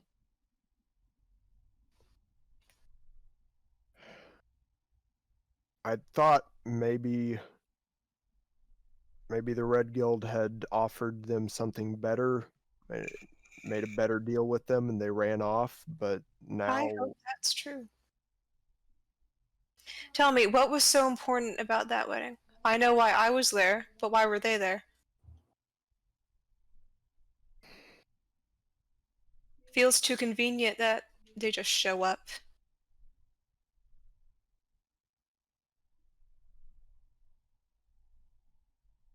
they really wanted that to go flawlessly. Elaborate. The requests they made of me were very specific. They required they knew exactly what they were asking for. They described down to the last detail what kind of entertainers they wanted, Mm-hmm. what they should do. They gave me timetables. Mm-hmm. They were all supposed to check in after.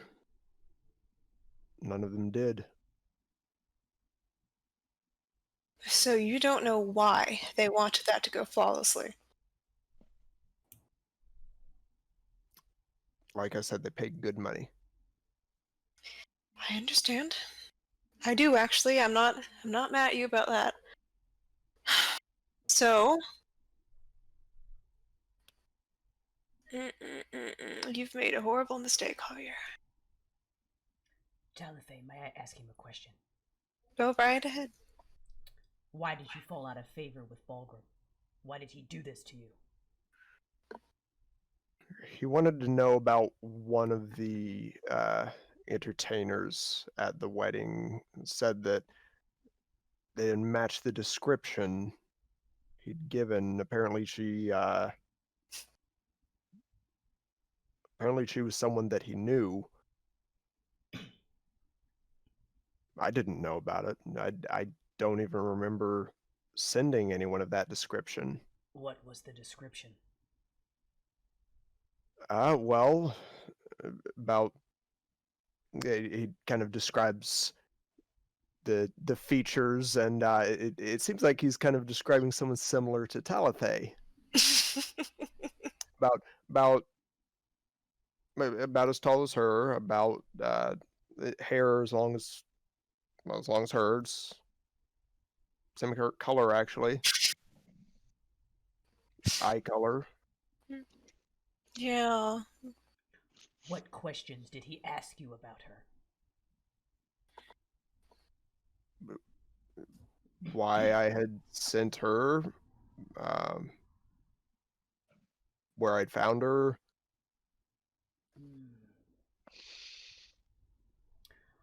What do you know about Balgrim's contacts within the city? Aside from Jeshin.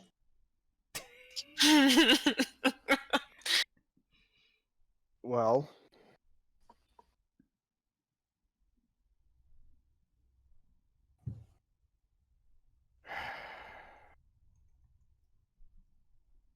I think he has a mole somewhere in the guards. High up.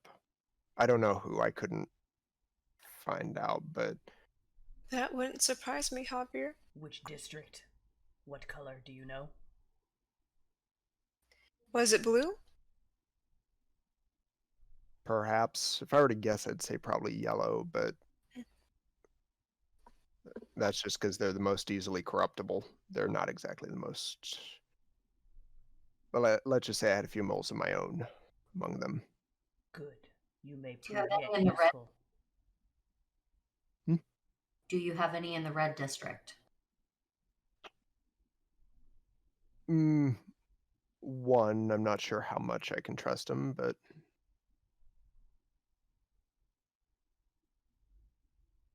How high up is he in the ranks?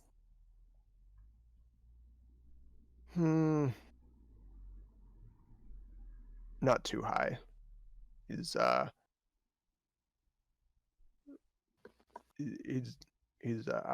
trying to think what the ranks would be called. About like mid rank, whatever the name would be. Okay. Besides Jeshen, do you know of any of Balgrim's high-ranking men? He kept that information close to his chest. His very small barrel chest. God, I bet it was magnificent. No, he's not magnificent. Sildath is kind of just shaking his head at you like, no. Mm-mm. In fact, he's probably the most ugly dwarf I've ever seen. Do you know anything about Balgrim's interest in an artifact of great power that was in this city?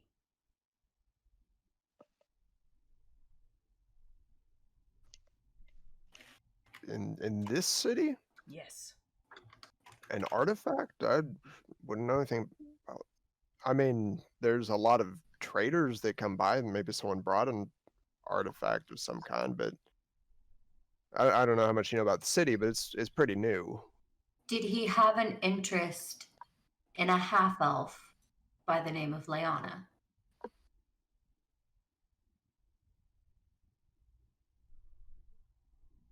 Can't say I've ever heard the name before. Any interest in artificers? They didn't really ask me. I provide different variety of Well, personnel. I'm well aware of what entertainment you provide, Javier.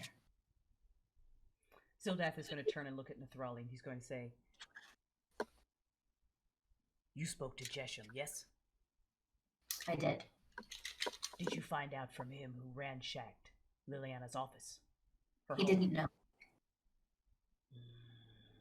He didn't know. Only that Balgrim hired someone for it.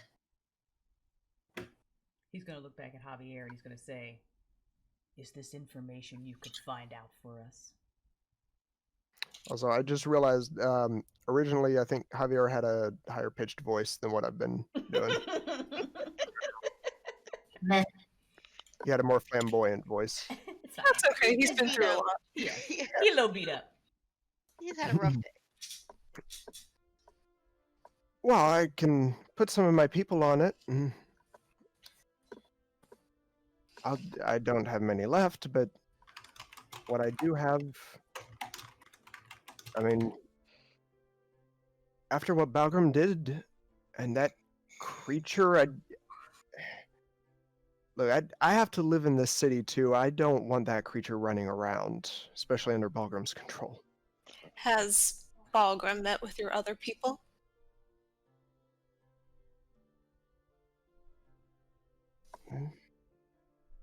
You don't know, do you? He kind of gets a look like, oh shit.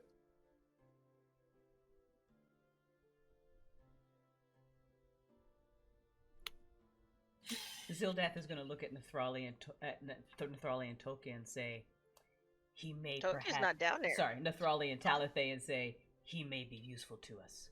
I will go and fetch Tokia to see if she has questions for him." You do that. I'm going to head towards the inn to get Leanna. That is excellent. Javier, for the moment we are going to leave you tied up. But I promise not to slap you. No promise I'll Oh. slit your throat like I did theirs. My safe word is aubergine, big boy. Even if you say this word, I will still slap you. That kind of turns and he walks up the stairs to go looking for Tokia. My Javier, you still have some spirit in you. That's good. Sildath so many questions later. Probably isn't answering any of them. Not a one. Can someone tell me what a safe word is? And Nathrali is going to head off the boat, and she is going to stop by Jeshen's house on the way to the inn. While Jeshen's house Nathrali is not on the way to the inn. You'd have to take quite a detour. Oh, that's fine. She knows the city. So Zildath is going to go look for where is Tokia? Tokia's left the boat and is on her way out of the city right now. She's on her way to the inn to pick up her shit. Tokia's not on the Don't forget your watermelon. So Zildath is kind of going to stand there, and he's going to look around, and he's going to say, Brim, did you see where Tokia went? Is that the Yes. the one with the that The way? one with the bud. That descriptor, though.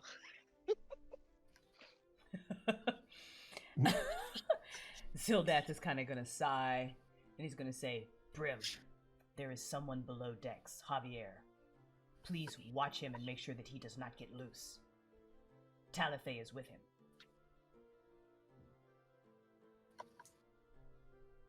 All right. Thank you. Learned her name.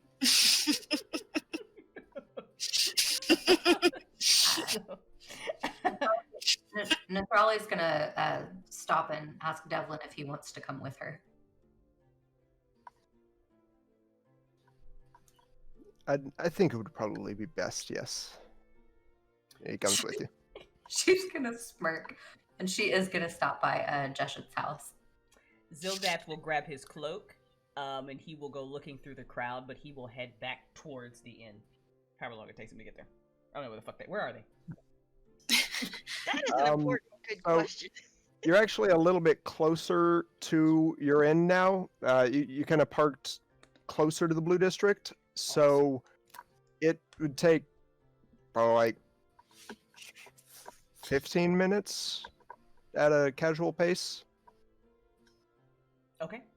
Yeah, Zildath will be kind of like searching through the crowd or whatever, and then he will head back into the inn, looking for Tokia.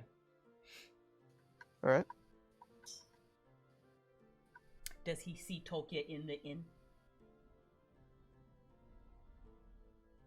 Well, Tokia would have gone straight to her room and not, like, loitered. Okay. So if he doesn't see her downstairs, then he will march up the stairs and over to her door, and he will knock. What? Tokia, you should not leave the boat without letting us know that you have gone. At which point she opens the door and you can see she's pretty much packing all of her shit. Would you like me to help you carry those things to the boat? No.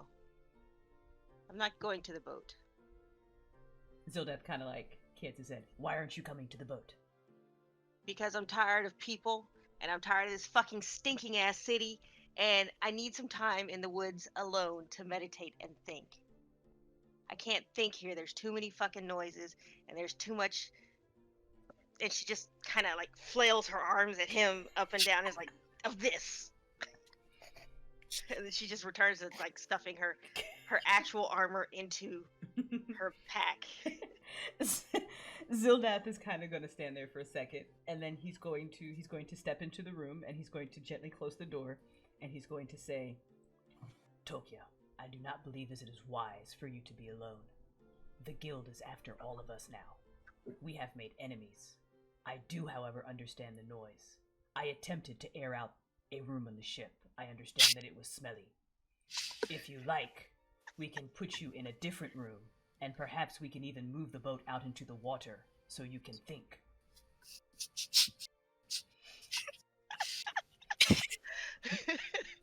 Okay, so Tokia nods. She's still, trying to stuff her leather outfit into her bag, along with all the other random miscellaneous shits and some snacks she got from downstairs. And she's like, no, that's fine. I just need I'm gonna go check on the woods. And there was a squirrel family that was having trouble finding that, so I'm gonna go help them. And I may or may not be back in like a week or something. It'll be fine. Tokia, you cannot leave us for a week. There is much we must do. We spoke to the 2 men below decks. We know about the creature that Balgrim has at his side. We still need to find out who ransacked Liliana's shop and about the artifact. It is not safe to be alone. I've always been alone, Zildath. I'm a druid. It's only dangerous when there's other people around. If I may, though, we all died alone. Perhaps we could do a better job now, together.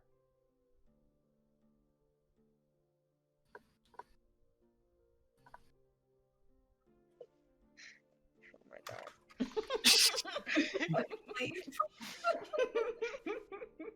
If you like, once we all reconvene together and share the information that we have collected, perhaps we could spend a night in the woods. I too grow tired of the city.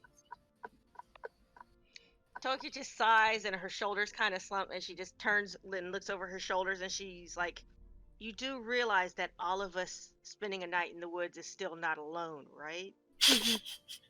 He kind of stops and he thinks about that and he says, you could move your sleeping bag away from the others. I appreciate what you're doing here, Zildath. I really do. But unlike the rest of you guys, I'm a druid. This city bullshit is not for me. I need to go spend a couple days in the woods, even if it's a weird, freaky woods like just outside the city. I promise I'll be back in a couple of days. I just need to clear my head and my nose. Zilda, go ahead. If there's anything really important, leave a message at Death's Shrine, and I'll find it. Zildeth kind of sighs. Says, are you sure you must do this? I still think it is very unwise. I can't commune with my gods in this city. My gods are not a part of this city. That he understands very well, and he kind of stays silent for a moment. He nods. And he says, I have a book that you should read. And he reached... Where the hell did he leave this book? I have no idea where the fuck this book is, but he will magically pull... What's her face? Oh yeah, Liliana has the book. Okay. Please, on your way out, go and see Liliana. We stopped at a library, and there was a book that I read about the history of how the city was formed, and druids who created it. Perhaps it is the reason that the city was built, and that forest is so unnatural. Also, there are rumors of one of the druids who may have been a part of it that left to go to the woods. He may or may not still be there. Thank you. I will see Liliana before I leave. If anything comes up, I will send you a message. Yeah, I'll just send you a message. Very well. Stay safe, Tokia. So she nods and, hoists her pack onto her shoulders. And just kind of, she can't leave the room because he's standing in the door. So this kind of stands a little awkward. He's looking at her. And finally he steps aside and he lets her pass. So she, gets her bag and heads towards Liliana's room. He will pause and he will say, will you please have Liliana give Nathrali a message that you were not here? She said she was going to come and she said she was coming to the inn to pick up Liliana. I will. Thank you.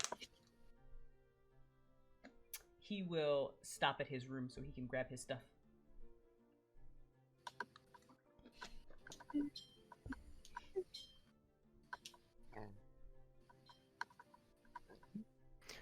So is Toki going to go talk to Liana? Yeah. All right. So you find Leona in her room, just reading through one of the books that was brought back. It looks like she's read through it a couple times, and she has little notes throughout it, and she's reading through it again. Knock knock. She knocks on the door, jam, wall, whatever. She'll get up and hello, Tokyo. How can I help you? Zilda said you had a book for me that I needed to read, look at Oh. something. Yes. And she actually closes the book that she was just reading and offers it to you. It still has all her like notes in it, but you can see she has a notebook where she's been taking other notes. She accepts the book and she's like, "Thank you. I'm gonna be going for a couple of days, but I would suggest that you pack your stuff because apparently Nethrali is coming to pick you up Oh, for or whatever." That's the message. okay. Okay. Well, where will you be? Just outside the city. Nothing too dangerous. Okay. Here, she reaches around. Can't remember which pocket she put it in. Pulls out the shard, the sending shard. So here, use this if you need to contact us. I can make another. She accepts it and she's like, "Thank you. I was just gonna send a raven, but I guess this would work just as well. A raven is one way." Yeah. So she takes it and she tucks it into her pouch. Right. She just like shrugs and like, "Okay, bye." And she just walks away. Farewell, Trickia. And Tokyo just calls over her shoulder, "It's not like I'm dying again. I'm just going outside." Well, be careful either way.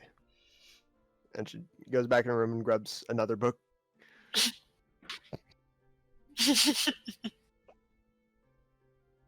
And Tokyo walks downstairs and leaves the inn and heads to the closest gate. Okay. Zildath will grab his things from his room, and he will head out and head back to the boot.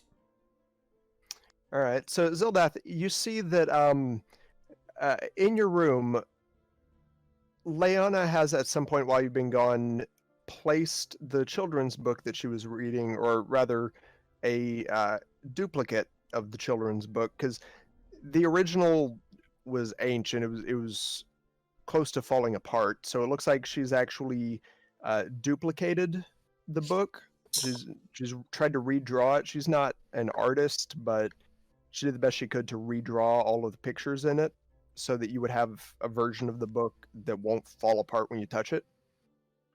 And she left it in your room for you. So Zildath would notice that there is something brandy new in his room, and he kind of cants his head curiously, and he walks over to where the book is, and he looks down at it, and he likes books. So he what's the title? Do we have that? Doesn't matter. It doesn't really have a title on it. The very first page seems to have what looks like the name of the author and like this book is dedicated to blah blah blah, but it's in a language you don't read, so you can't exactly tell. Okay. But it seems to just be acknowledgement. But the book it's a toddler book, so it's all pictures. There are no words in it. And on the cover, you see a group of dragonborn warriors who seem to be preparing to charge into battle. And at the head of the group, the hero of the book seems to be a blue dragonborn fighter standing, at the head of the group, ready to charge into battle with their sword and their shield and their tail. So he's looking at the cover and he's noticing like the dragonborn on it, and then he realizes that the one at the front has a tail, and he actually kind of like gasps a little bit, like he's shocked. So he sits down on his bed and he very carefully brings the book to him, and he stares at the cover for a second, and then he will open it up and he will begin to kind of very slowly leaf through the pictures. So the book seems to depict sort of the adventures of this heroic dragonborn fighter. It's a very Disney-like story of like, you know, princes and, you know, knights and monsters where it's not really specified if dragonborn's male or female, and it doesn't seem to matter. It's just a dragonborn fighter with a tail who goes around and fights evil. And it shows at various points different challenges that they have to overcome. Like the group comes across at one point in a forest, there are sort of corrupted vines blocking their path. And in order to get through the vines, this blue dragonborn breathes acid upon them so that they can slash through the vines and get through the path. At another point in the book, they're fighting a water elemental, and in order to defeat the water elemental, the blue dragonborn uses its fire breath to vaporize the elemental. At another point, they're fighting earth elementals, and in order to make the earth elemental more brittle and easier to destroy, they use their ice breath. Zildath is completely, utterly engrossed in this story, like a child almost. He is like so delighted by it, and he is just kind of. You can just kind of, if you stand, you see it on his face, just literally, he's like, "How was he able to accomplish this?"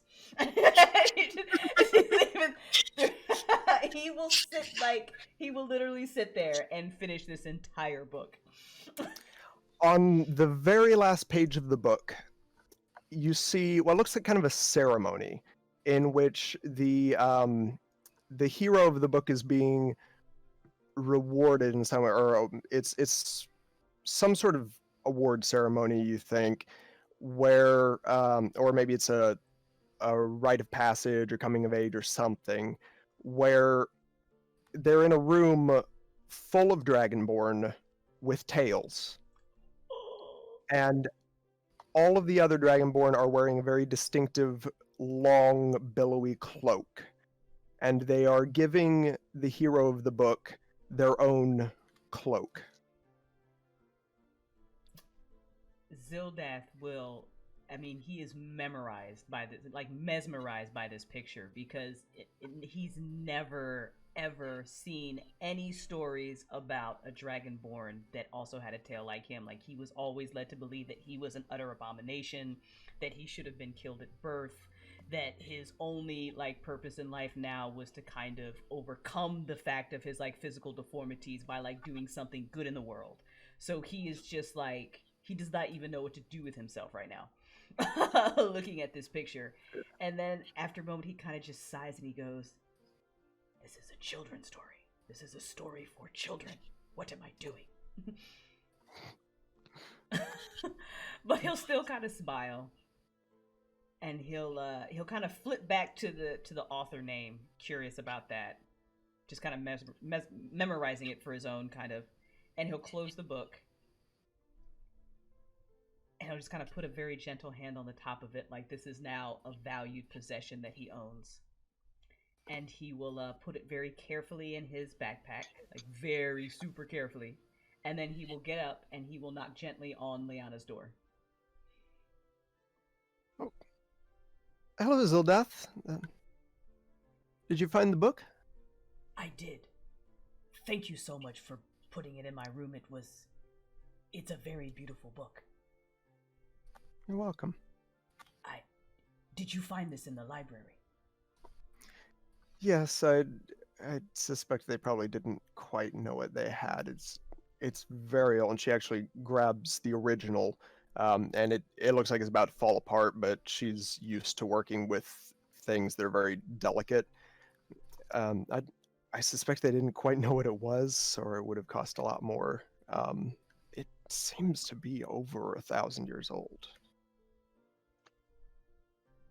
And he's kind of like, now he's like staring at this very, very, very old book. And he looks up at Liana and he asks with the very, very smallest touch of hope in his tone, do you think this might be a true story? Well, I think that all stories have at least a grain of truth to them. And he kind of just, he nods for a second and he says, thank you very much, Liana.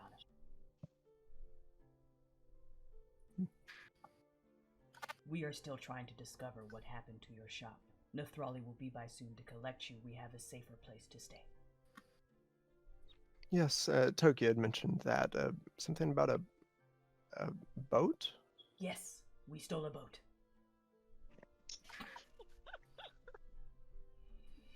We stole it from the guild. The Red Guild. They are bad people.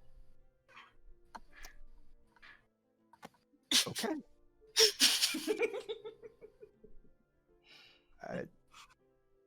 Okay. Okay. Thank you. he will step back, and you can kind of tell like the wheels in his head are kind of turning now, and he kind of smiles to himself for a second. And he goes and he grabs his bag and he goes downstairs. And is the barkeep that was there earlier still on shift? Yep. He will wave him down. Yeah, what can I do for you? Your problem is a problem no longer. Suggestion? Yes. When Nathrali returns, you may say thank you to her for this.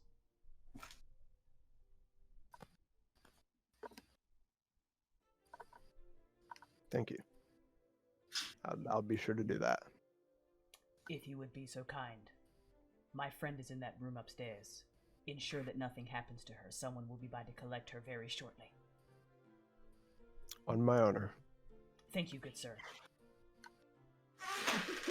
And Zildath will turn and make his way back to the boat. And there's a little kind of, his tail swishes a little bit as he walks. Oh, So sweet. I love it. I can't. That's so cute. He's so happy with his book.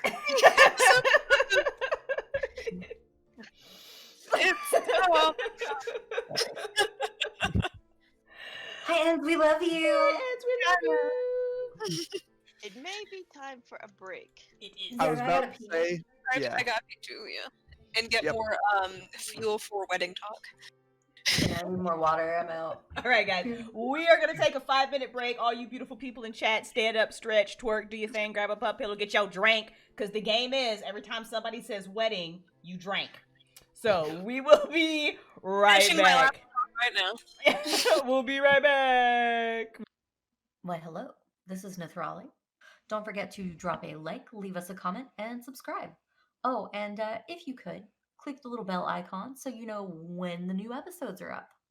You're a beautiful person, Leaf. You're a total fucking beautiful person. I'm giving you shit. All right, guys. We're fucking back.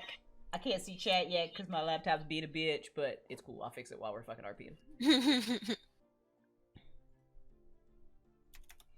Alright, cool. I'm mad Tokyo just went off. Damn it. Me Tokyo. too. Damn it, Tokyo. She needs to decompress. I know. Yes. You know, she's been living in, she's been edging an anxiety attack since y'all walked into the city. She needs to, She took her watermelon with her, right? Of course, that's part of why Okay. her pack was so full. I just had to make sure. Nathrali paid good coin for that damn watermelon. Oh, she's not letting that druid, purple drink go to waste. Don't waste The druid drank. Don't waste the druid drink. Yeah. Essie would probably be a little upset if you wasted the druid drink. So would Tor. Tor would In definitely a be distant upset. land, you hear another druid very angry over wasted druid drink. And you hear a tiny little goblin shout, "But the chicken is mine and the drink is tasty." Don't spill your drink! Jesus Christ! Who wants to walk into my forest of happiness? Oh my Eternal happiness. Oh my god. Who wants to be enthralled into my many vines?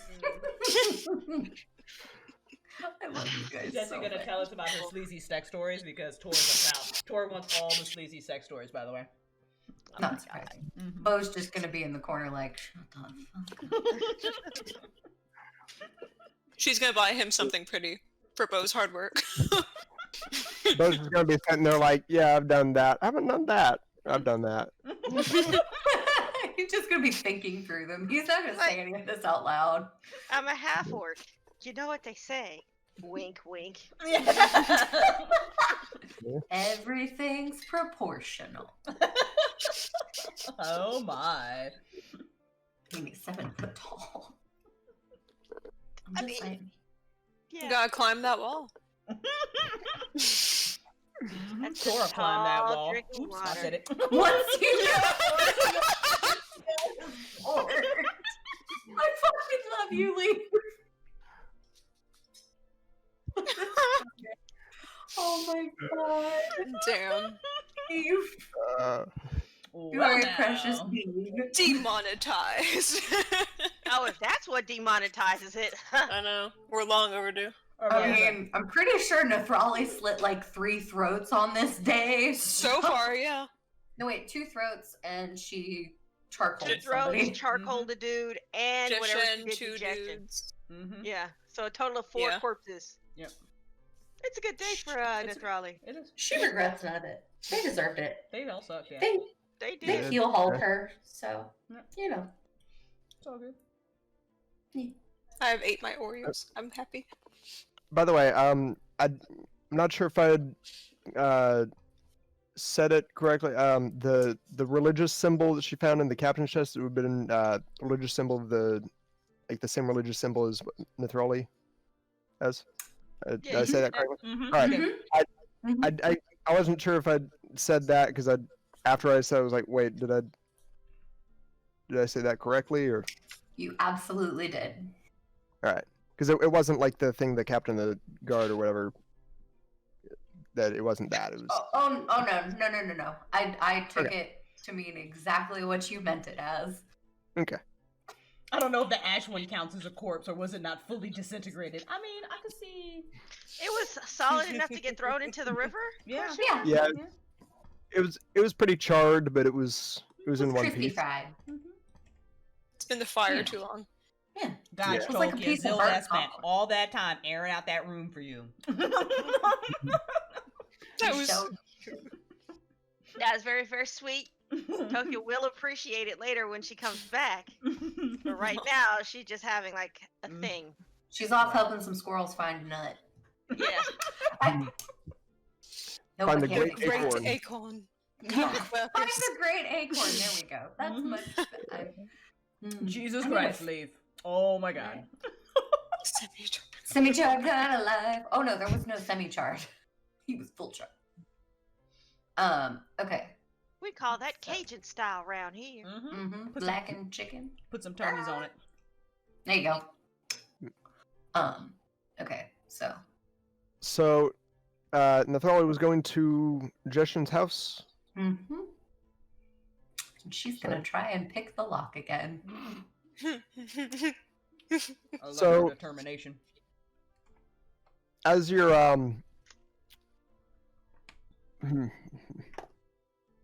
yeah, as you're approaching the house, Devlin kind of grabs your arm, stops you, pulls back around the corner. You look. There are several guards looking at the door.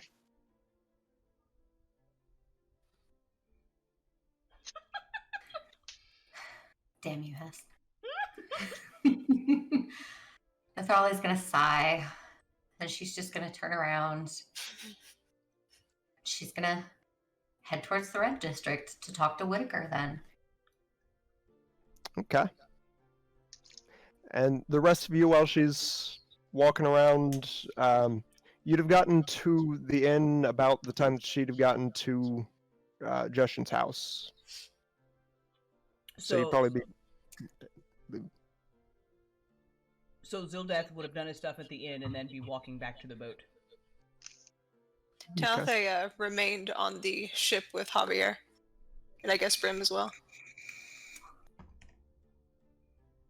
And Tokyo took her ass off to the woods.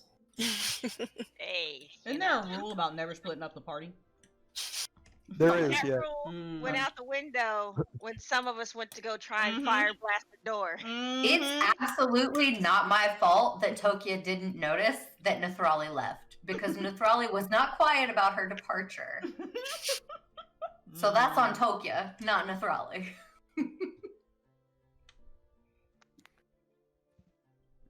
All right.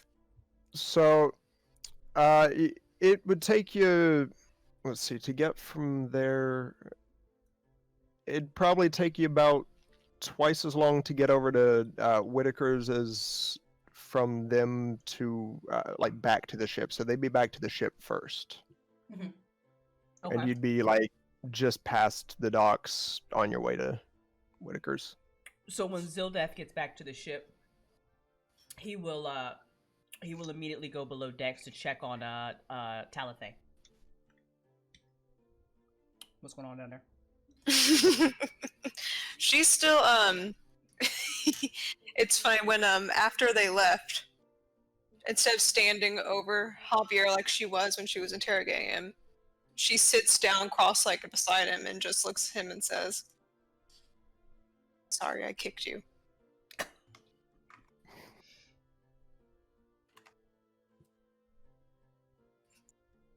I mean, yeah, at least next time, maybe buy me a drink first.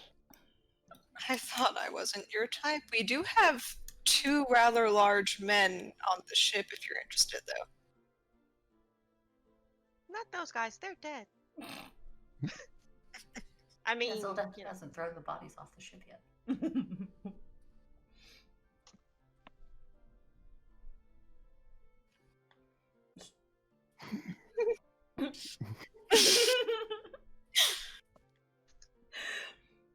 So Zildath will come downstairs, and he will drop his pack on the floor. Talathe, is everything all right? We're good.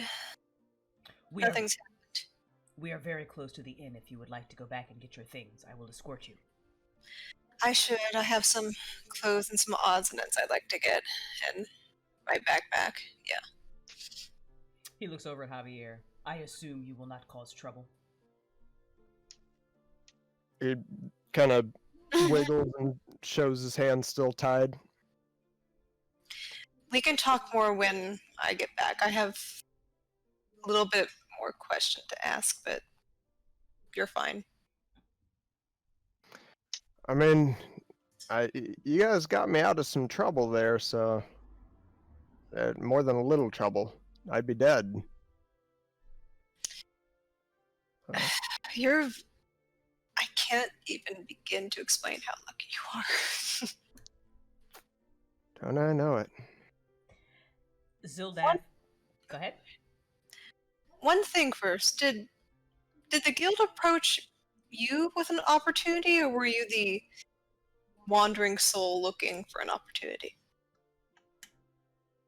I mean, I'm always looking for opportunities.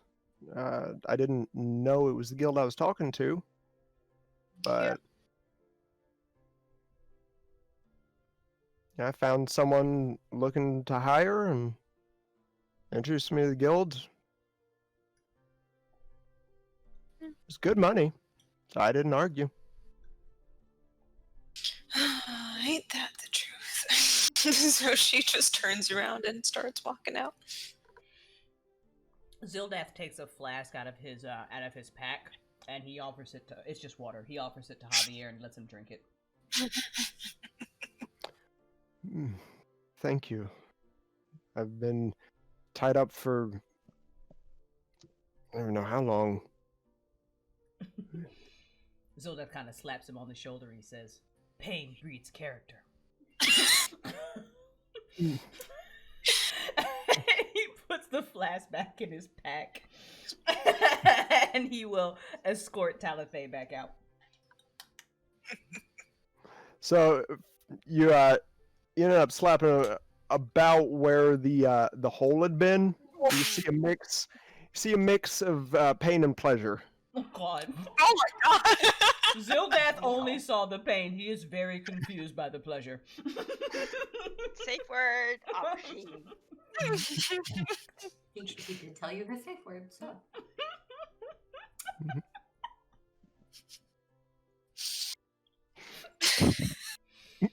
So, as he's walking back with Talathay to the inn, he's quiet. He's in bodyguard mode. He's looking around.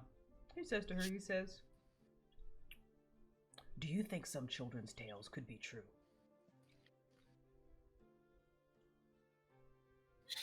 I don't see why not. Like, children's books and nursery rhymes, songs had to come from somewhere. I'm sure some of them are just creative, but I'm sure there's true legend to them. Have you ever encountered an instance where something you read in a child's book turned out to be true? I once read that, and this was a fascination of my father. He loved wind elementals. And he swore that he read somewhere that the elementals have their own song. And he wanted so much to find out what that was so he could make the sheet music for it. So years go on, and I think I was only just born by the time he found something. He met someone on his travels through the city, and he gave him a contact. Then he found out he supposedly had a sheet music from the wind elementals. I hope it's... Zildad kind of, you may or may not notice, but because he's got his cloak on, but his tail is swishing a little bit underneath his cloak upon hearing that. And then he kind of sobers a bit and he says, "Tokia has left. She says that she needed to go into the woods to commune with her gods. She said she will return in several days. I could not talk her out of this. I tried.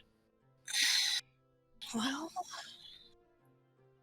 But I am not as convincing as you are. Would you like to perhaps try? We can go and try and find her." No, she is an independent woman. I'm sure she can make her own choices, but she gets hurt while being alone, I am going to say I told you so.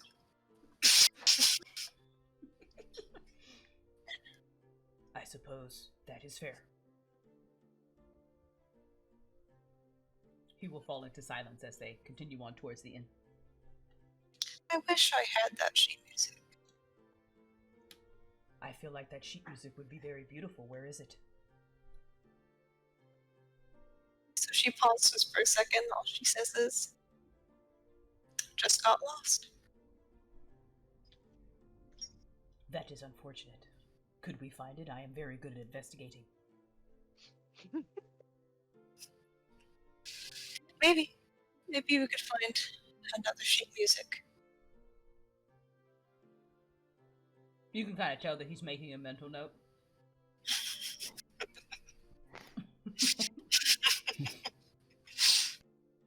That's cute. He will follow her to the inn.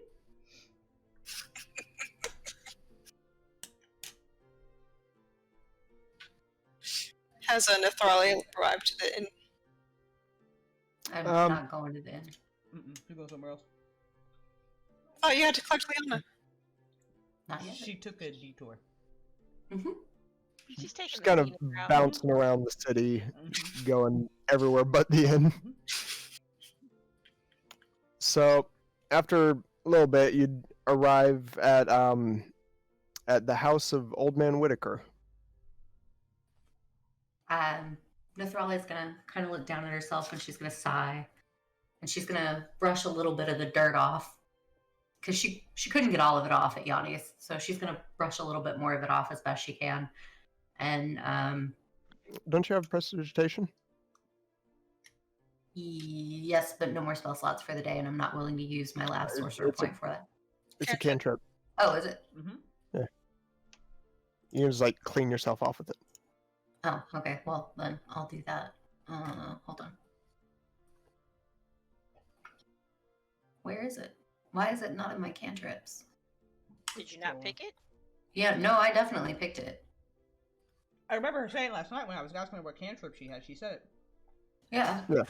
And I know I put it on here. This is just like with Burning Hands all over again. Yeah, it's right there on the spells page. I don't know why that. Oh, didn't well, I roll. mean- Oh, it wouldn't be. It's not an attack. Oh, okay. Well then, yeah, she's gonna use her prestidigitation to clean herself up a little bit. Yeah. She's not gonna change her clothes or anything, but she is definitely gonna clean herself up. And then she's gonna turn to Devlin and she's going to say, "Pretend this is another lord you're mating and be extra polite." And then she's gonna knock on the door. All right. You'll see. After a few seconds, the door opens, and a not old, but a little bit older man is standing there, and you feel like you can almost kind of recognize his features from your memory. It was a long time ago, but Nathrali's gonna reach into her pouch and she's gonna pull out the little token that he gave her, and she's gonna hold it out. he looks at it and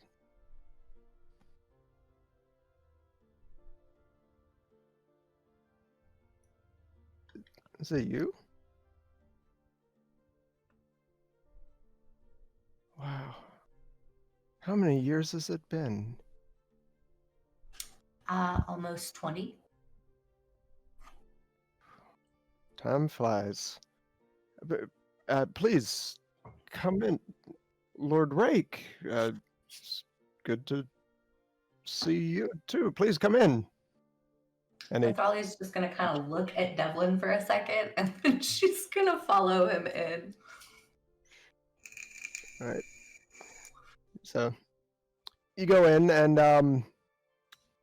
and you see all around the house are just kind of pictures and just old people stuff. Like it is kind of he's retired. His house is like an old person house. He's got like pictures of him and his husband everywhere, and just Old people. no out. sign of his husband though. Nathrali will definitely make note of that. And she'll take a deep breath as if to prepare herself, and she'll ask the one question that she has been dying to know. Why did you let me go with him?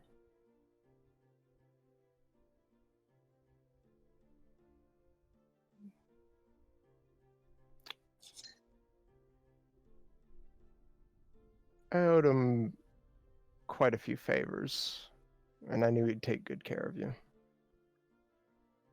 Nathrali is just going to start crying, and she's going to hug him. And she's just going to nod, and she'll say, "He did. Thank you."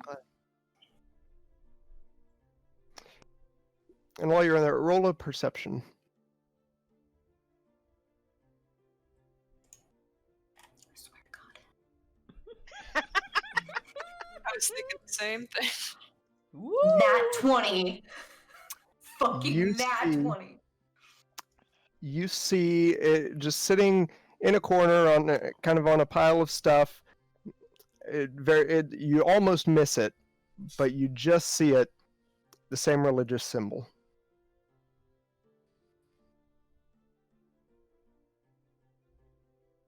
Thrali's gonna freeze for a moment. And she's gonna fixate on the symbol. And she's gonna step back from Whitaker. And she's gonna walk over to it. And she's gonna very gently touch it. And then she's gonna turn back to Whitaker and she's gonna say, "Who's this for?"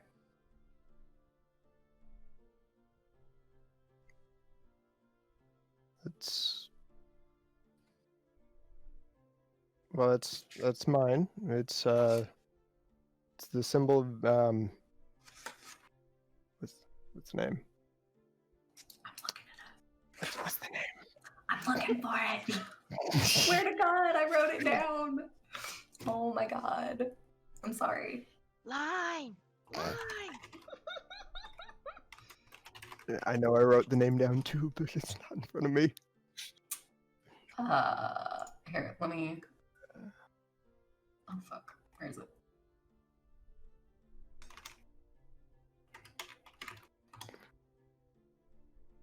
It's the symbol of Fumhar. Fumhar? Who's that? He's the god of natural death, among other things.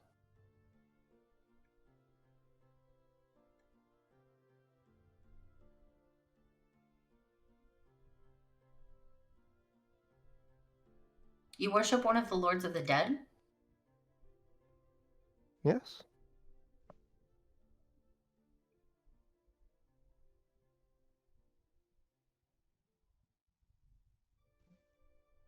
Does Nathrali actually have like a symbol visible on her anywhere? Well, she's wearing the necklace that she found from the captain's ship. Do you not as well? She'll look down at the symbol and she'll say, "I didn't know what the symbol meant." Oh. Well, Fumhar is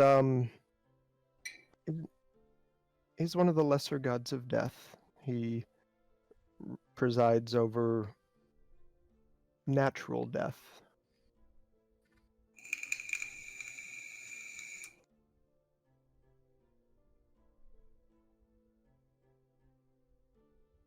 What is Fumhar depicted as?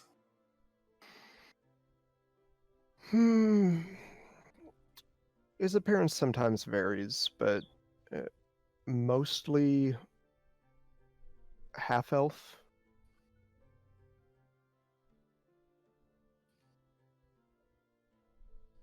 Is there anything specific that they say other than that he's a half-elf? They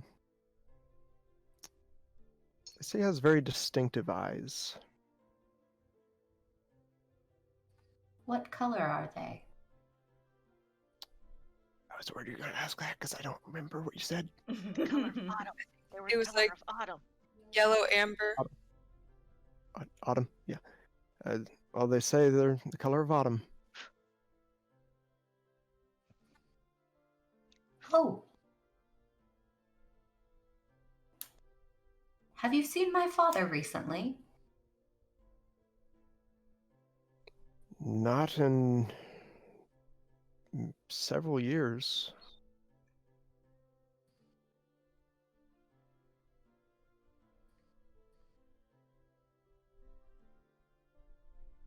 Do you still have ties with the rest of the guards? A few. They,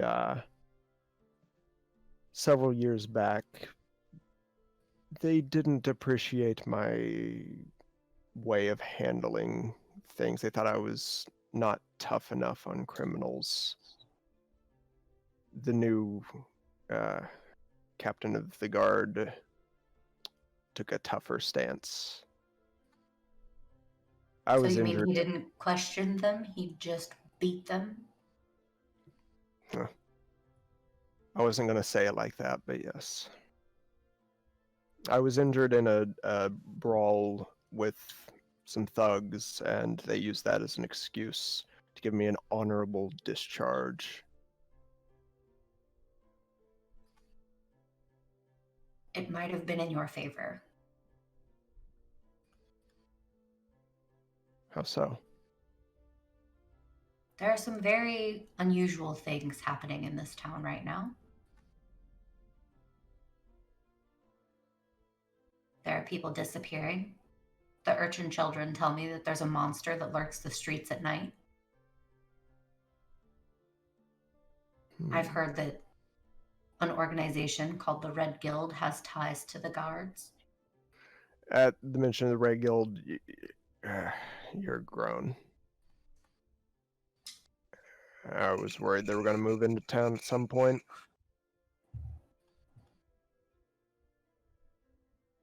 They may not stay.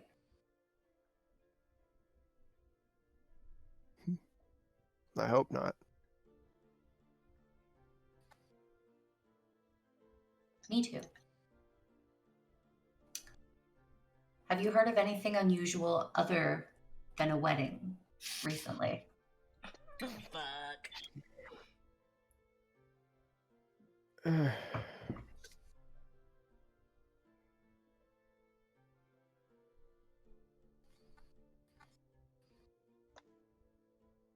trying to think if he would have heard of anything unusual.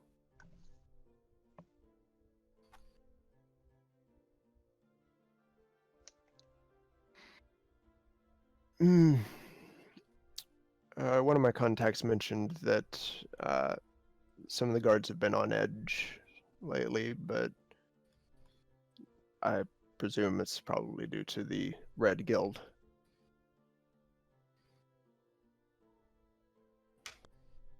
You're probably right. If you think of anything else, I am staying on a ship in town called the Nymph. It is docked in the Blue District. Send one of the urchin children. Do not come yourself. All right. And if you need anything, let me know, please. I owe you a debt. Very well. And the same to you. If you need anything. She'll smile and she'll tuck the trinket back in her pocket. And she'll give him another hug. And then she'll actually head to the inn this time to pick As up you leave, Liana. As you are about to walk out the door, he says, "Oh, Lord Rake, your father is back in town." And you see he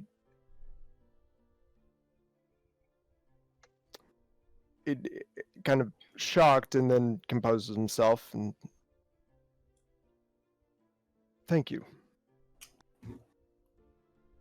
And he leaves with you.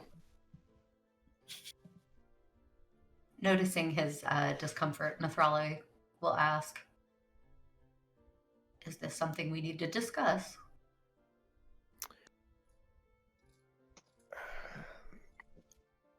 I'm not sure what my father does or does not know about my disappearance. I've been gone about a month. Well, we'll make something up on the way to the inn. But you did kill a dire wolf in defense of the town and its people. You've also taken out several bandits recently.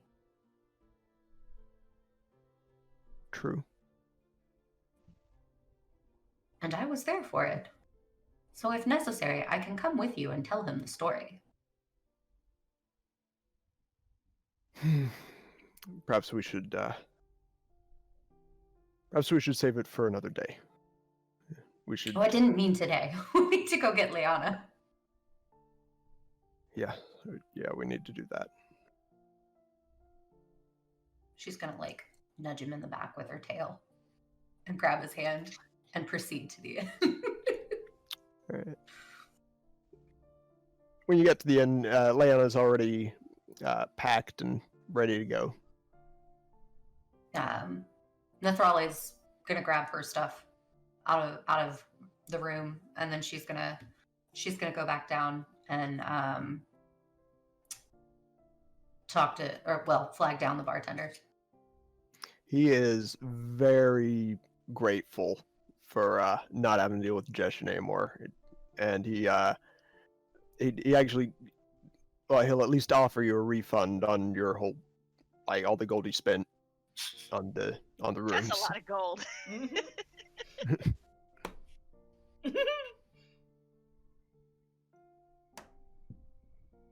Nathrali would take it.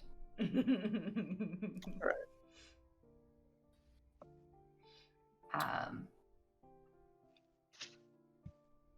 And then she would promptly ask if he has any decent wine that she can buy a bottle of. And she emphasizes the buy part because she's absolutely, like, the gold is one thing, but she's not taking any of his stock without paying for it. He goes back in the stock room and comes back a minute later with a very, very nice bottle of wine. She'll put the gold on the counter for the wine, and she'll smile, and as she's turning to leave, she'll say, "No more loans, unless it's from a bank." Trust me, I've learned that lesson. All right. We're staying at the Nymph, which is a boat that's docked not too far from here. If you need anything, send one of the urchin children in town. Will do. Thank you very much. Then, you're welcome. And Nathrali will take Leanna and Devlin and head to the boat. All right. With her whiny spoils. So in the meantime, what are everyone else doing?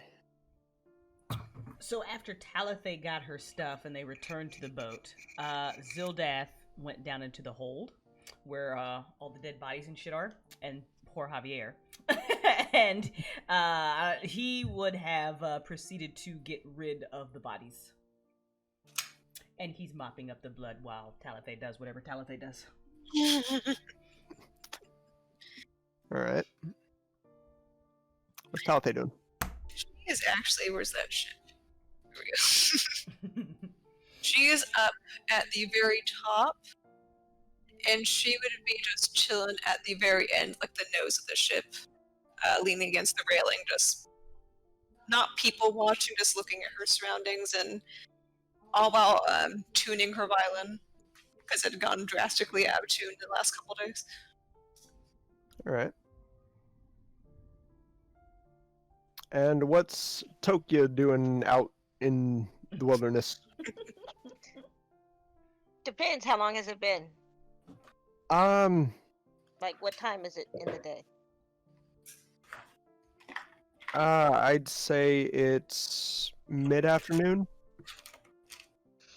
Okay, so she's a fair distance away, because as soon as she got out of the gate, she just started loping. That whole marathon runner where you can run for 60 hours. So she's about a good 4 miles from the city by now, which is, I don't know if that's in the woods or not, because I don't know how close to the city the woods actually go. Yeah, you'd be out in the woods. All right, so she's dropped her pack, set up camp, and pretty much is taking a nap. Tokyo's so happy right now. She's like, I smell acorns and trees and squirrel shit. So your skin actually seems about as glad to be out in nature as you are. You can feel not just your own pleasure at being finally out, in the wild, but like there's like a second almost but not quite consciousness that's just as happy to be out there. Yeah, so she's enjoying her nap under a tree. She hasn't. She's got a fire pit set up, but there's no fire in it yet. She's basically just pulled out her bedroll and prepped the fire and is laid down on her bedroll and is like passed the fuck out. And is sleeping better than she has in the past since before she died. Well, speaking of before she died, you as you drift off to sleep, you start to dream. But this time it's not a dream from a past life. This one's a dream from your life. Well, technically it is a past life, but it's your past life. You're running as a wolf. You're running around in the wilderness, exploring this strange land that it seems strangely young for how it looks. It looks older than it is, and you're exploring it, and you're running around as a wolf, being you, doing your thing, and you find a strange cave system that the river has kind of broken into. It's kind of dug up the entrance to a cave system, and it's mostly blocked off to where most people wouldn't notice it, but from your vantage point you can kind of see a way in, and you sort of dig your way in, kind of curious, and it's very dark in there. It's all kind of fuzzy after that.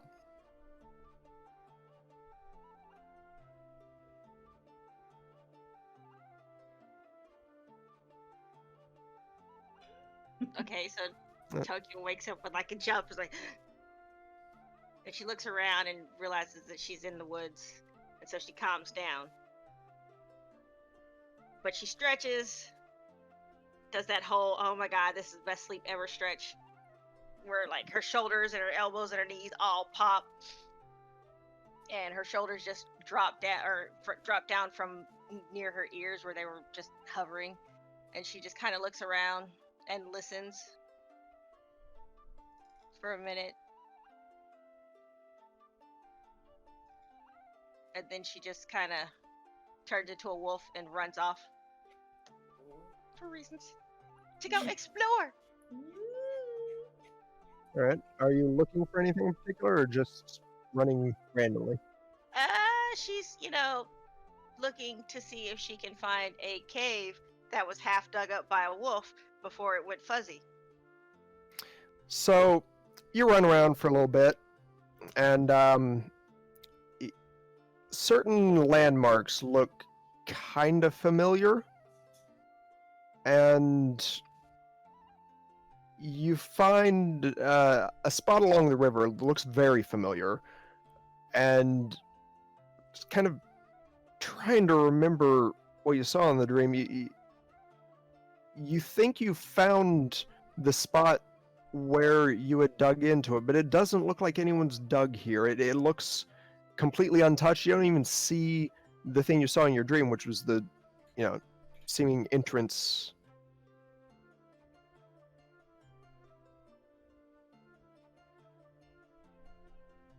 It just looks like solid ground. There's nothing there, but you're pretty sure this was the spot. Okay, so she paws at the ground for a minute and then sits down. As you kind of paw at the ground, make an investigation check. What's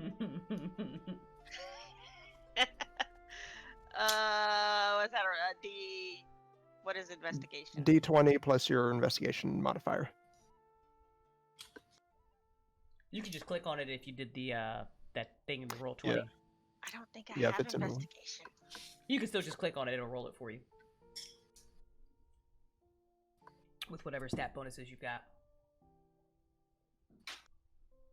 I don't even know where that button is. Okay, so underneath your saving throws, there is a big ass list.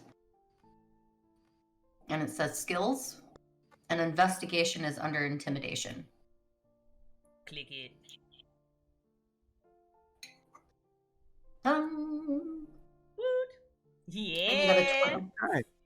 Dice So- got us today. This ground is this is definitely not the way that it was before. This ground has been reshaped somewhat recently. Like someone came through here. It feels like the work of maybe a druid that had like Druids. reshaped the ground here. All right. So she investigates a bit more, I guess. Like walks around in a big, slow circle, using her spoopy wolf nose to see if anything smells different than it looks.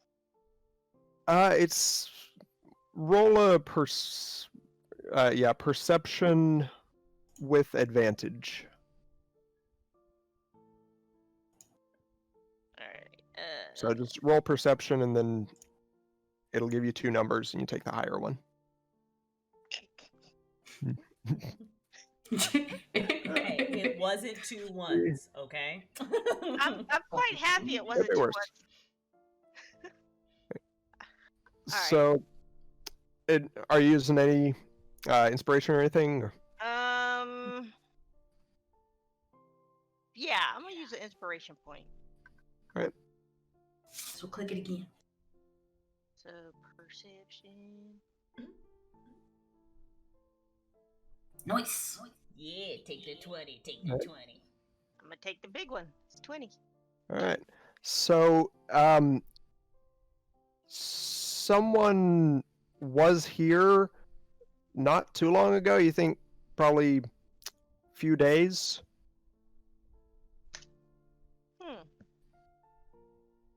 And before that, you think someone was here like maybe a week ago, and then like someone else was here maybe a few days ago. So these are all separate people, or separate Yeah, scents? it smells like 2 separate people,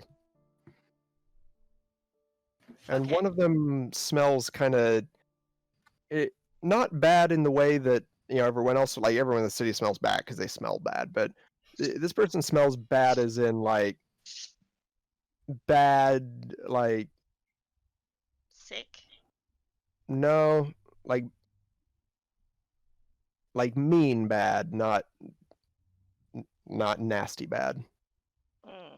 Like the smell is you don't know what it is, but you don't like it. Corrupt. That is a good word. All right, so yeah, she snorts and does the dog sneeze thing and rubs her muzzle, and then kind of digs a little bit of a hole to see if like it was just shallowly covered up or if it was just like literally filled in.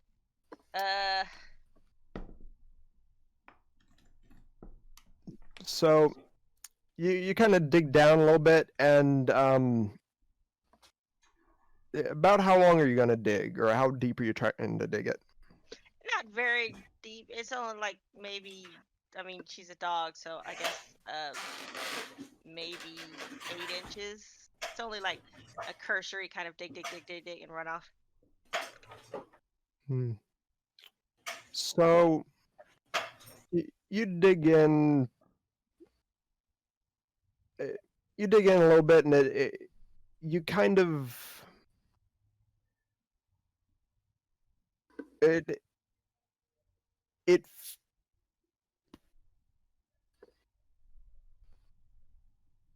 the ground is very new here, and it's definitely was like moved here recently. You don't quite break through, but yeah, this was where the tunnel entrance was.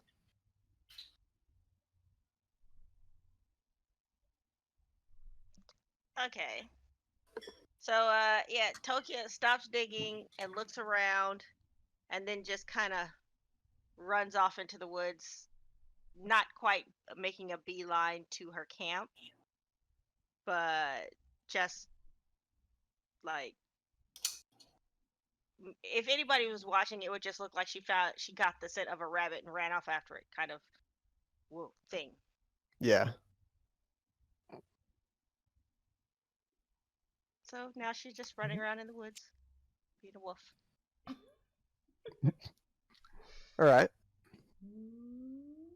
So, let's see. Nathrali and Devlin and Leanna would get to the boat, and you'd find them, Zalath and Talafe and Brim and Whole squad.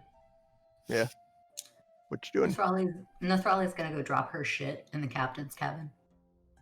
All right. Because Of that's course where she she's is. sleeping tonight. Of Mhm. course she is. hmm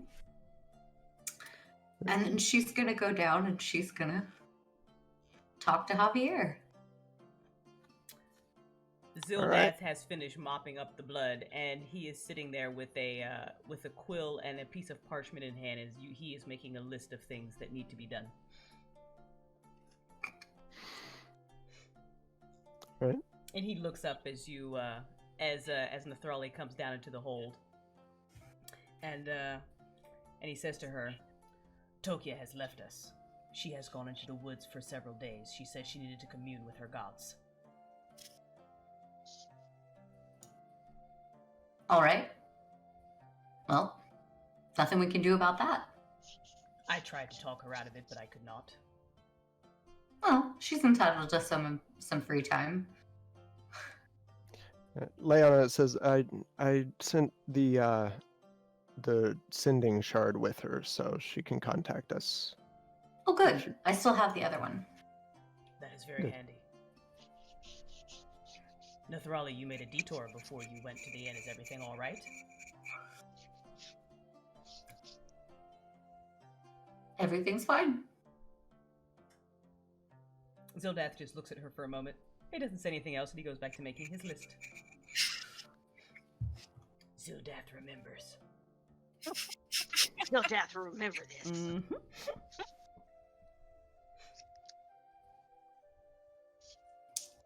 And then she is going to walk up to Javier and she's going to crouch down in front of him.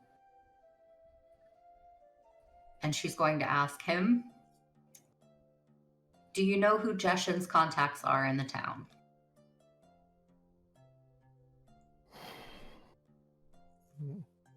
Could probably find a couple of them. I don't really know most of them, but I could probably find a couple. I need the one that would have the most information. Might take some time, but I mean, you guys saved my life, so We did. I'll get one. You do. And she's gonna, since Tokia is not with them, she's going to take out the minor health potion that she had from Leanna for Tokia. And she's going to pour it down She's gonna pour it down Javier's throat. Thank you. I'm starting to feel better already. You can see the wound, the wounds in his shoulders. They don't quite close up all the way right away, the way that normally you would expect them to, because normally when you drink healing potion, everything just kind of seals up. The holes in his shoulders, they seem to be taking their time closing up. Zildath pays close But attention to this. He seems a lot better though. He seems fully healed. Just the wounds, these aren't normal wounds. Do they close up slowly, or do they just Oh, not yeah, close? Yeah, but it just takes like a long time. They're still closing up. Got you. Nathrali is gonna plop down on the ground next to him and take her dagger out, and she's gonna gently cut the rope so that she can undo the knots, because she knew there was no way she was going to be able to undo them without doing so. And she's going to untie Jeshen and then put the dagger back in its little holster Oh, yeah. thingy. Whatever. Javier. Fucking J names. Javier. I've been saying Justin all day, alright? Next game, I'm gonna have a list of random names prepared. Yes. Do it. Spent the last 3 days going, his name is Jeshin. Now it's like, his name is not Also Jeshin. true. His name is no longer Jeshin. This is not Jeshin. Fuck. Jeshin is dead. Did his foot. Yeah, he is. So Zildath will look over at Javier and he will say, "We need this information as fast as possible." I'll do what I can. Thank you, Javier. In order to save yourself a little bit of trouble, and so you're not seen going onto the ship too much, just in case Balgrim does get a little angry about the fact that it's no longer in his possession, I would suggest sending one of the urchin children in town with the information. And maybe Sure. I would lay low for a little while if I were you, just so That's that good. Balgrim can't find you. I certainly intend to do so. Good. And if any of you are ever in need of entertainment for an evening, I hope you'll keep me in mind. Yes, Zildath, please keep Javier in mind if you require any sort of entertainment. And Nathrali's just going to kind of smirk. Zildath kind of just raises an eyebrow. I do not require entertainment. I hunt during the night.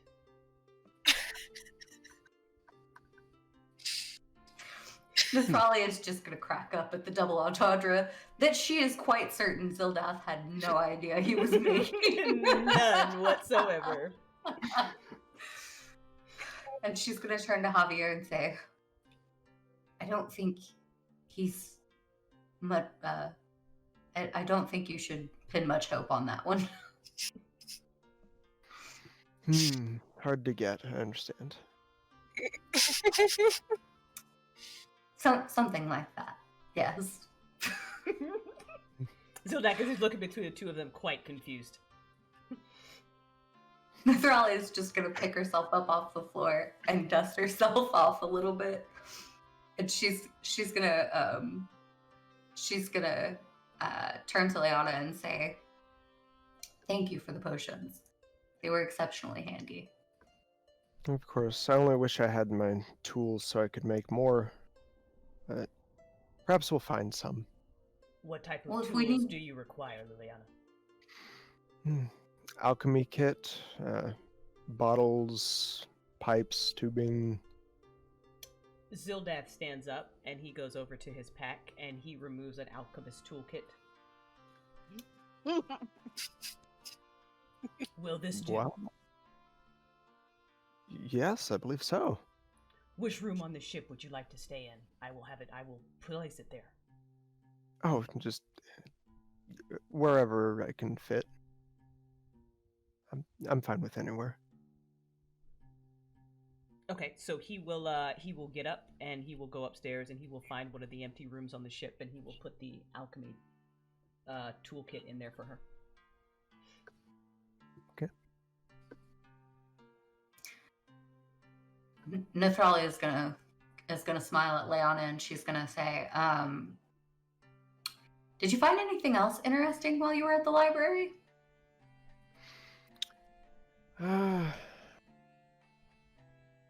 We found. Did they already tell you about? I forget which books they told you about. I don't think they've told her about any yet. You told me about the druid book, and then there was another one, but it wasn't the children's book for Zildath. I don't remember what the other one was. Was it the one about the auras? Or Might was have it been. about? Maybe he talked Or about. was it about the undead? He might have talked about the history of the town. That he read a book about that. Might have been. I think it might have been the history book, yeah. So Leon say, well, we found one about the history of the town. We found one about ancient undead creatures. There was one about auras. Talitha found some sheet music. Oh, maybe she'll play something for us later. That would be lovely. We'll have to ask.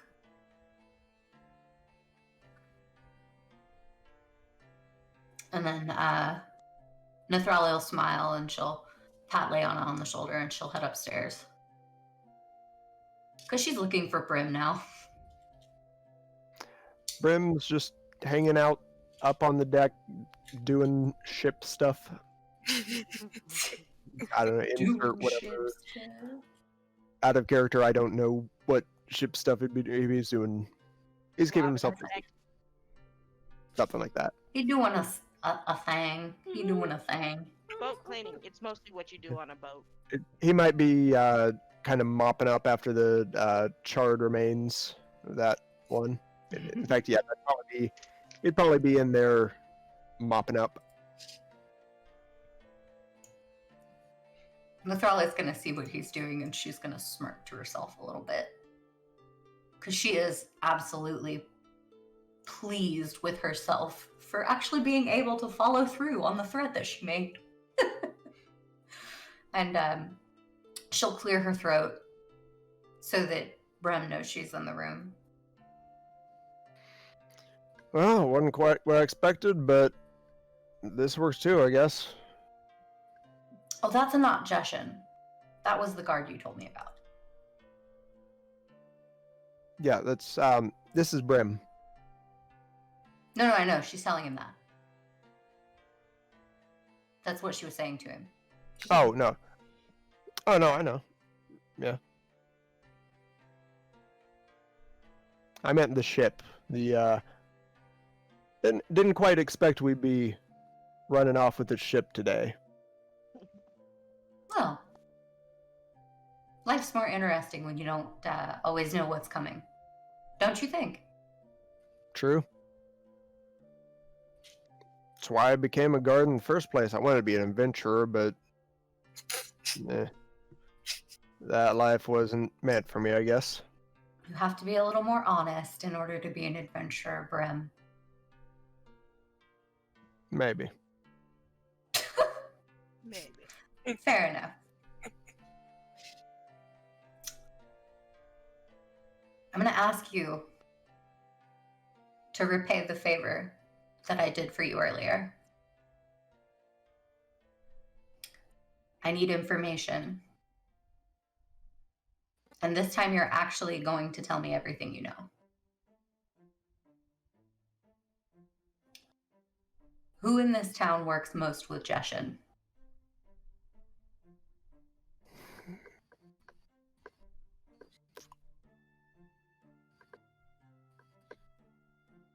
Well,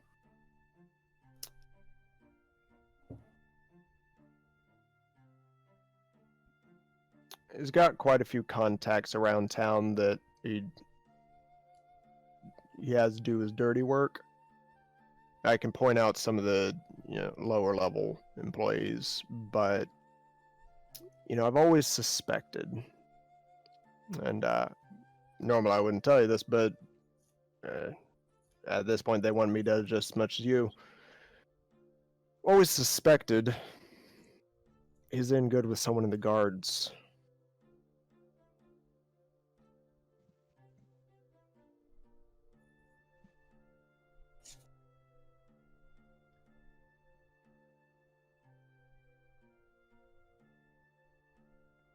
Do you know who in the guards? Or how high level they are? Someone high up. There's no way he's getting away with all that stuff by himself. Well, was getting away with. Are we talking Someone- mid-level or are we talking commanders? Someone was covering for him big time.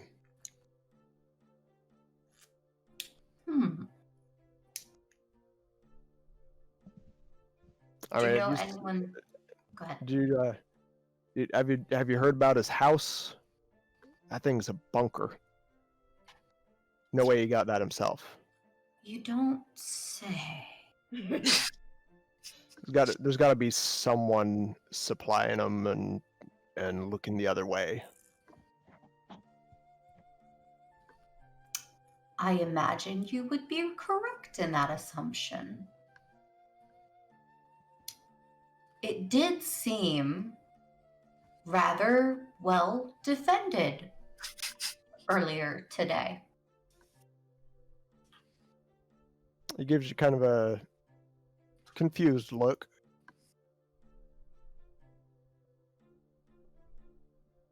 She doesn't say anything. She's just smiling. Right. I'm not gonna ask. So, Probably for the best. well, I mean, I got nowhere to go, and I guess my old job is probably no longer available to me. You need a shipmate? Oh, you can stay on the ship with us. But let me be very clear. If you betray us in any way, shape, or form, you will never see me coming. But I will make you pay for it.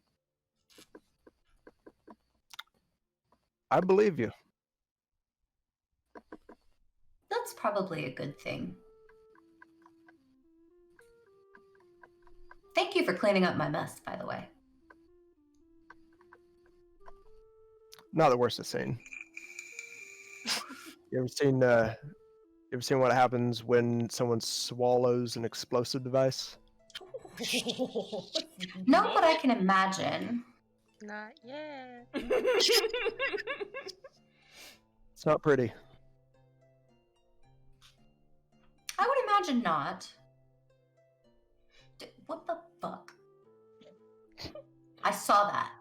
What the fuck, Hess? What? You know what? What? Oh, that's Zildaf. that's Never Zildaf. mind. I was like, where the fuck did the eagle come from? That's fucking hilarious. You ain't that mean, at least not yet. Mhm. It's No, like, you're only level 3. I'm not gonna pull that yet. Right now I'm in the give you lots of cool shit phase. Yeah. So later We'll take it. I can Wow. fuck with you. He's gonna abuse the awesome. shit out of us. It's awesome. All this cool shit I'm giving you, you're gonna need it. Yeah, I we're figured. excited. We're excited. Yeah. So while Nathrali- Nathrali is, go ahead. Go ahead. No, you go ahead. I said while Nathrali is talking to Brim in the room, Zildath is back on the main deck, and he will kind of motion at Talenthay to get her attention and wave her over. So she looks and she gives you a very practiced, almost royal wave, like, oh. And then goes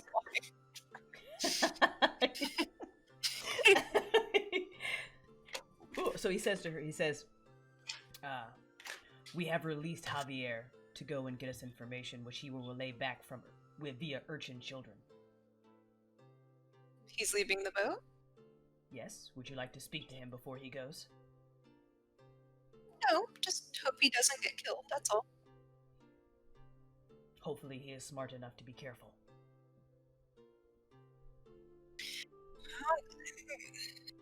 Does he look smart to you? I don't know. Zildath pauses, he's thinking about that. Maybe. We'll find out. Hopefully, he can at least give us some information before he dies.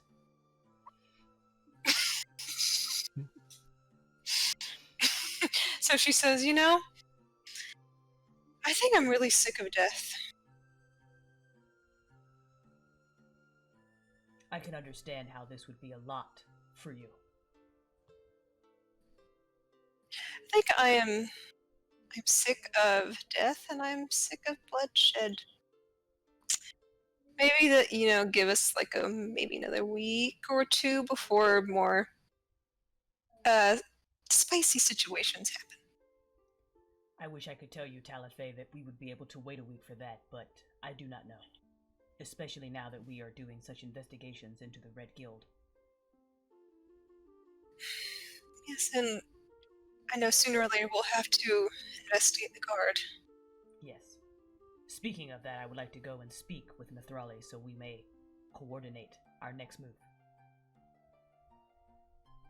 Yes, that's wise. We can't have people wandering off half-cocked by themselves. Well, we can try.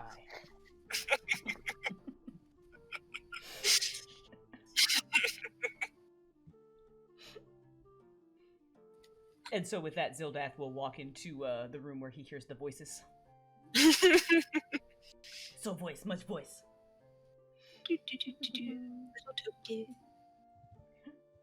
He'll say, "Excuse me, Nethrali.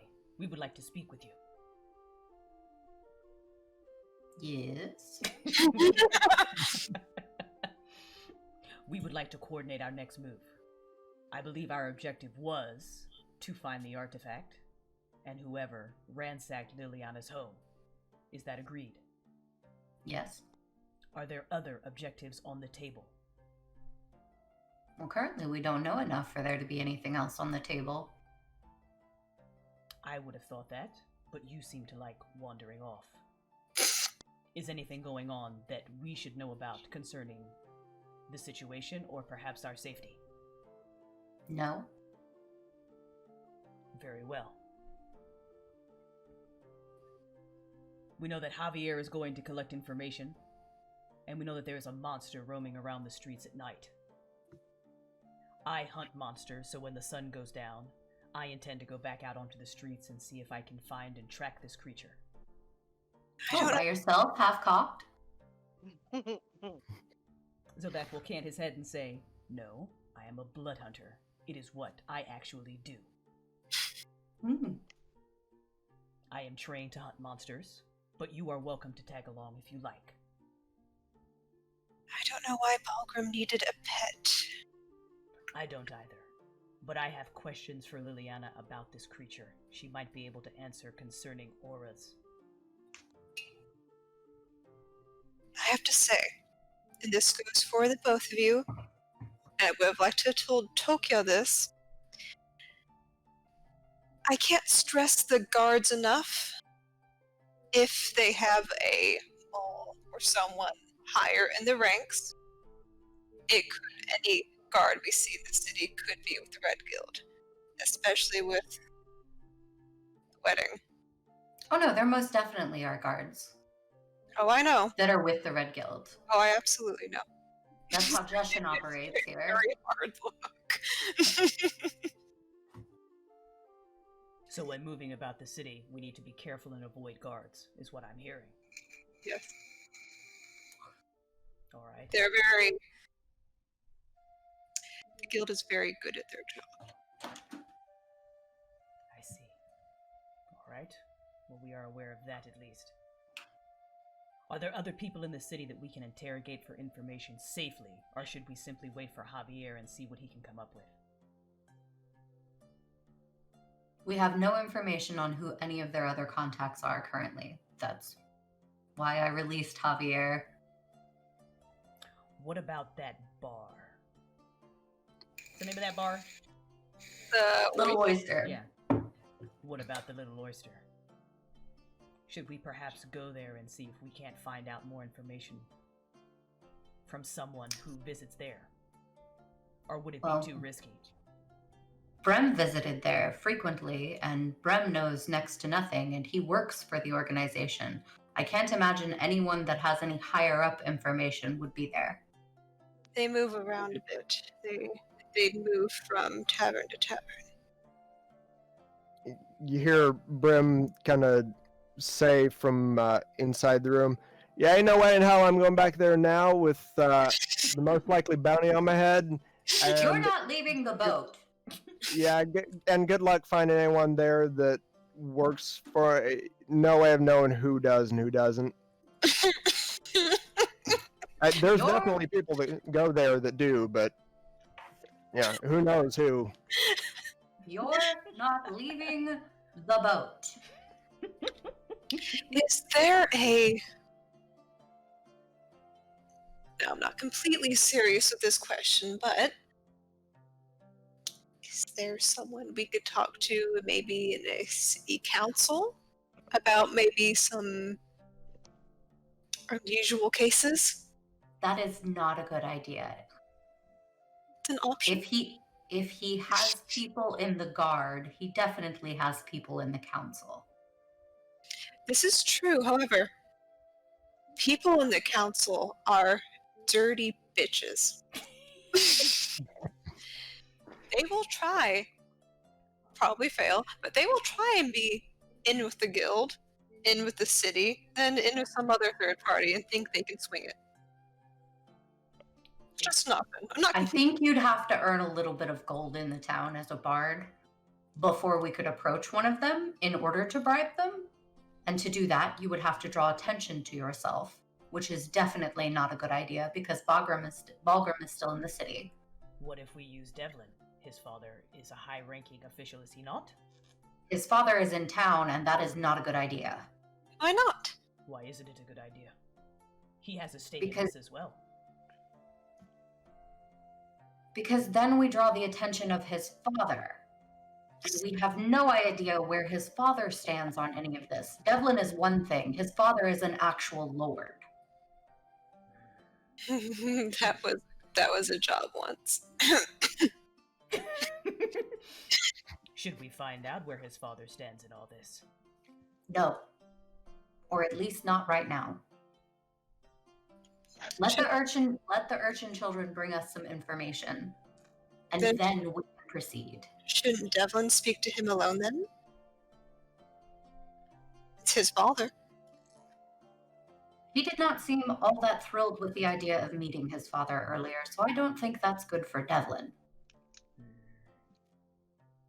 Families can be very, very complicated. Alright. There is another option as well. If it is possible that we can find this creature, we could perhaps track it back to Balgrim.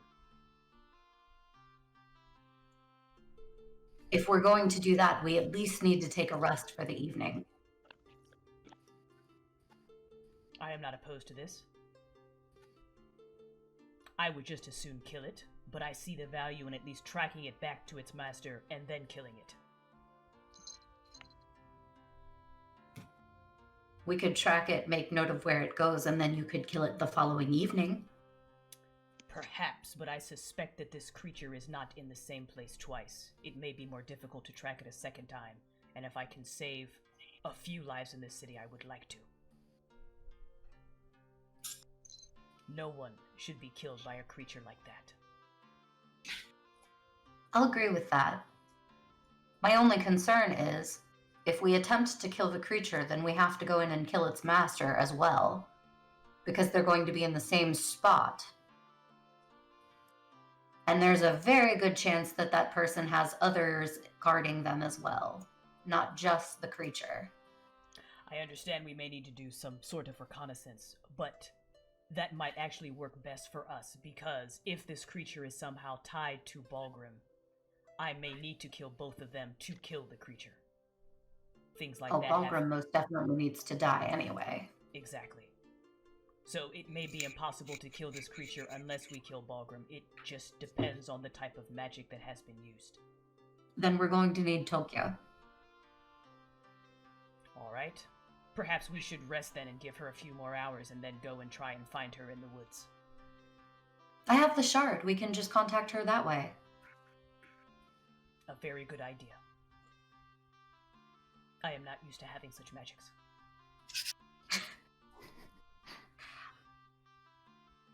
Alright, so we're agreed that... And we call her. Alright. In the meantime, I'm going to go speak to Liana because I need to ask her about something, and I'd also like to speak with Devlin. Alright. Let me know when you are finished with Liliana. I have a question or two for her. And then I shall rest and pray and prepare for our evening adventure. Brem, don't leave the boat.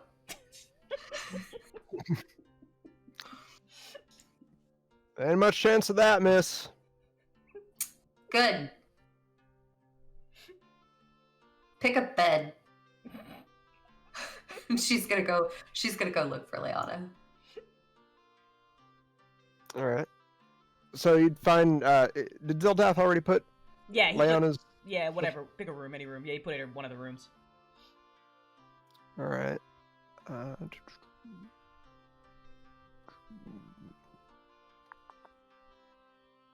I'd say probably.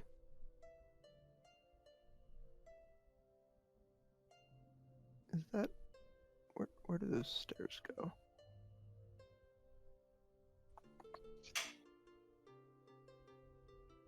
Stairs, tokens.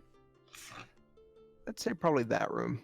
We don't have urchin children. We just have like little informants. Exactly. Yeah, Using them the same way Sherlock would. absolutely.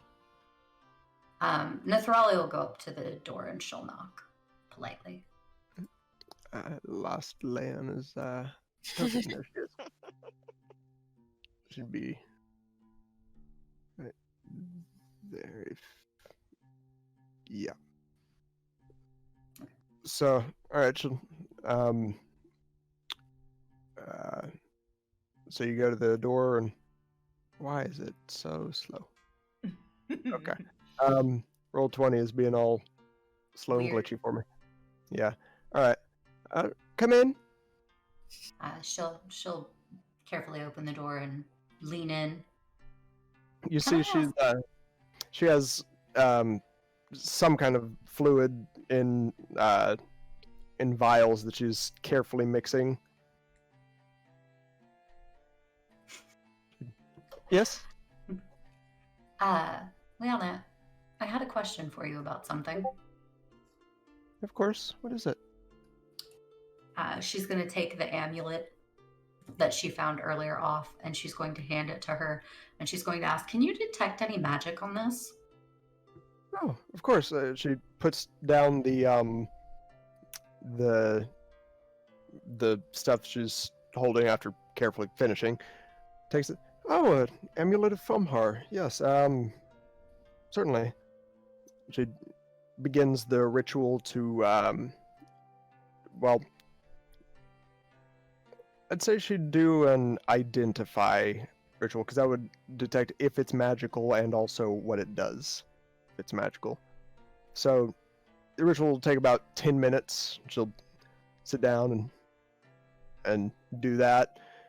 At the end of the ritual, it says, "This is it's merely a symbol.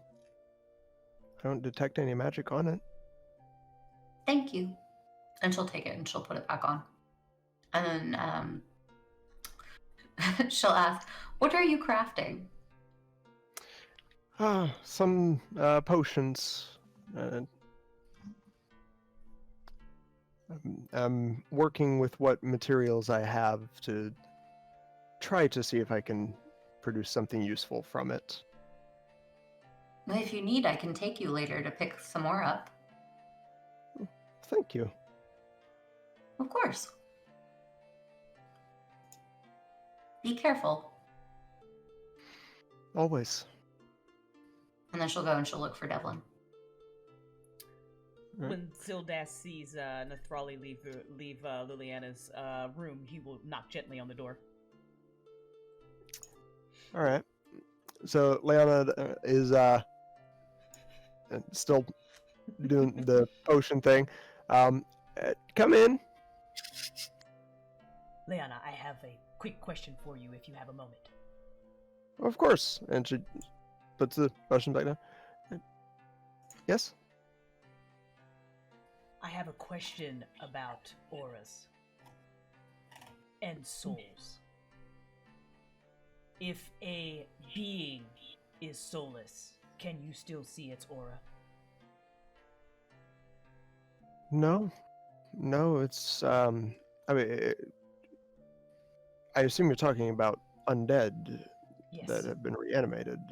No, they're empty husks. Merely, they're more akin to constructs than beings with a soul. So if there is a creature and you see its aura, then it possesses a soul still. Yes. Liliana, do you have that book on the undead? Yes. And she holds it out to you. Thank you. I will return this momentarily. All right. He'll step back out of the room and gently close the door.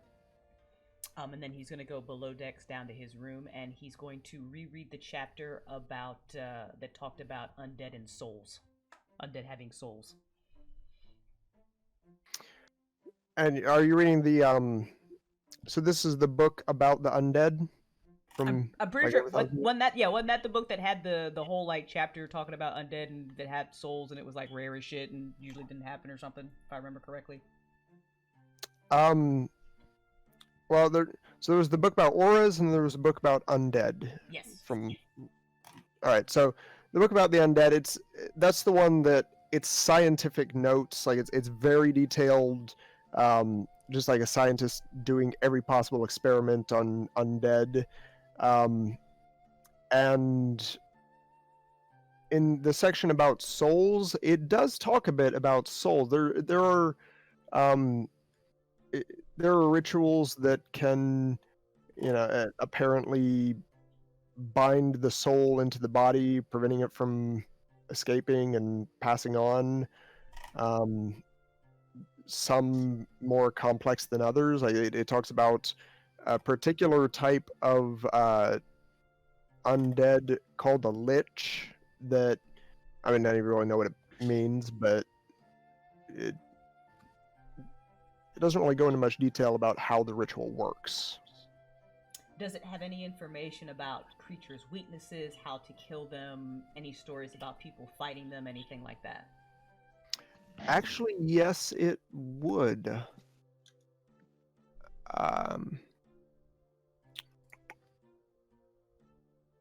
So it would have. Where's the? I know I saved the information. So it says that most powerful undead creatures have resistance to necrotic damage. They might be immune to it.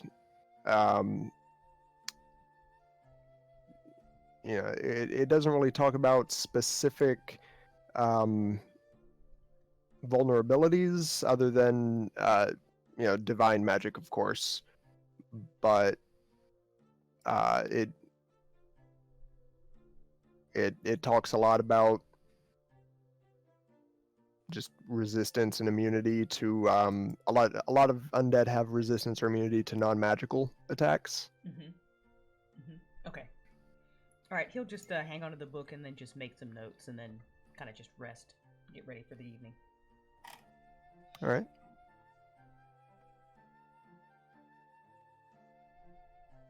So everyone else? Nathrali is looking for Devlin. Okay. You'll find, I don't know where it'd be. It'd be somewhere on the ship. Find Devlin. Well, his token's over here. He'll be right there. Whoop.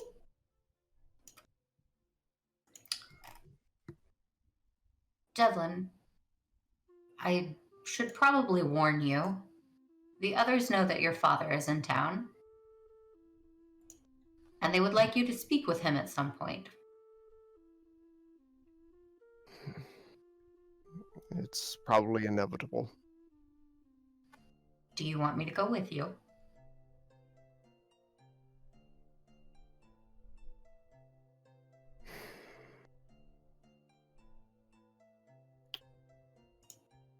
I'm not sure what will happen. I'm not sure how he'll take it. I don't know what he's been told. Obviously, the guards don't know that I was killed, so I'm not sure what they think happened.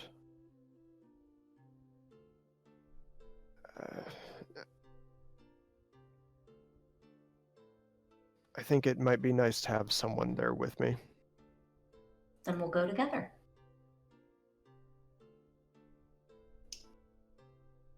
They want us to track whatever it is that's haunting the streets of the town at night.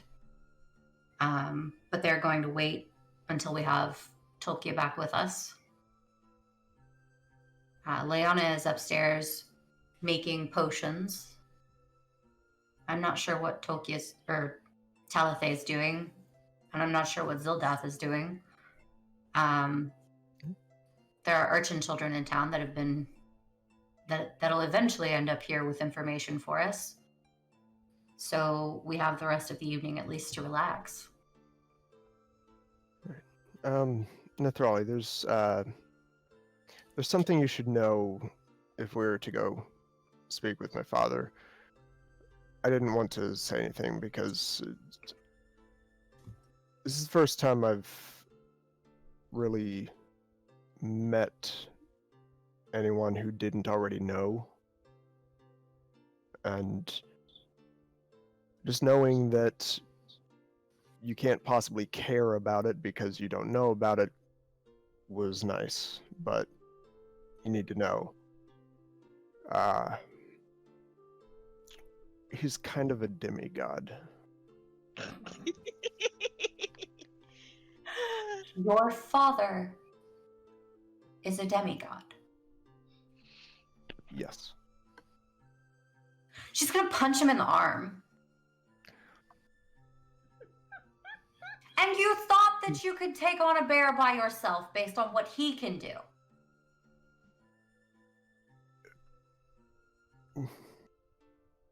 You have been comparing yourself to a demigod this whole time.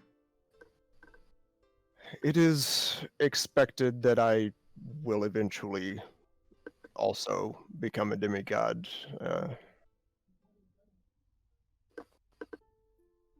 And you're not one now? I have to prove myself first. Devlin, I don't care who your father is. You are not currently a demigod. Do you understand that?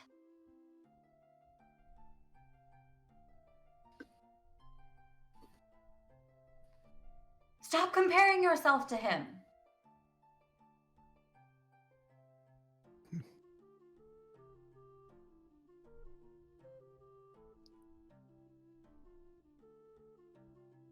Also, what does he preside over?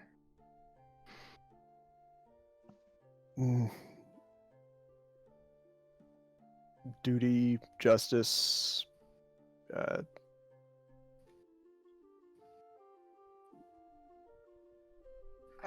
Are you telling me that your father is the demigod of the Oath of Devotion?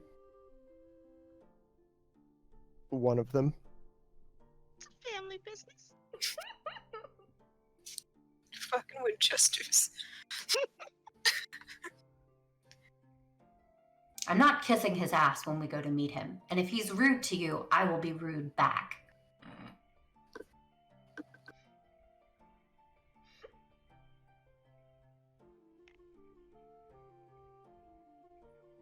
Now, let's go see if we can find dinner. Right. She's absolutely furious at him right now. Absolutely furious at him. Yeah, he can tell. So, what's Talathe doing? She is the very top deck behind, not added, but the railing behind the steering wheel. And she is finishing up instrumental maintenance, tuning, putting a... There is an actual word for this, I just can't remember. It's a type of lotion you can put on a wooden violin to keep from salt air from destroying the wood. All right. So she's just, she's sitting down with her random little maintenance tools and just doing her own little thing. Okay.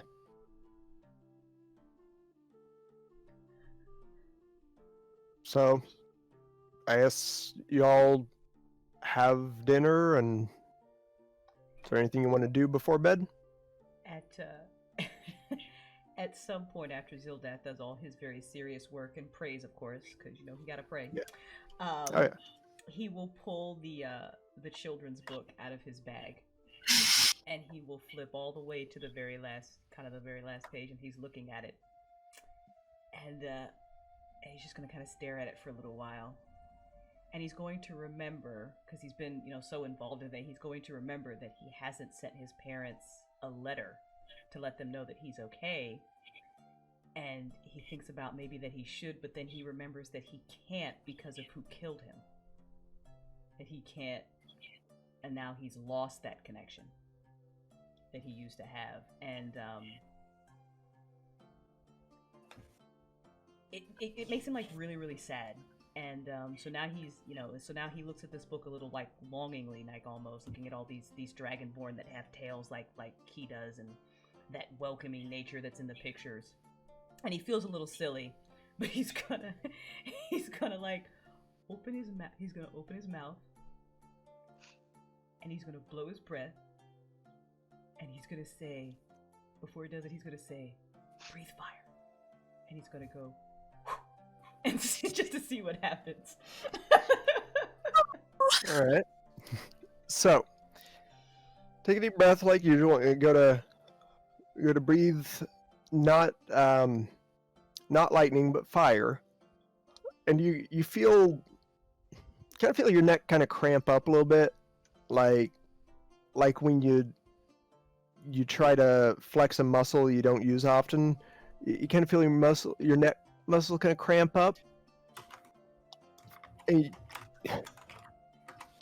kind of start coughing. It tastes like phlegm a little bit. Ugh.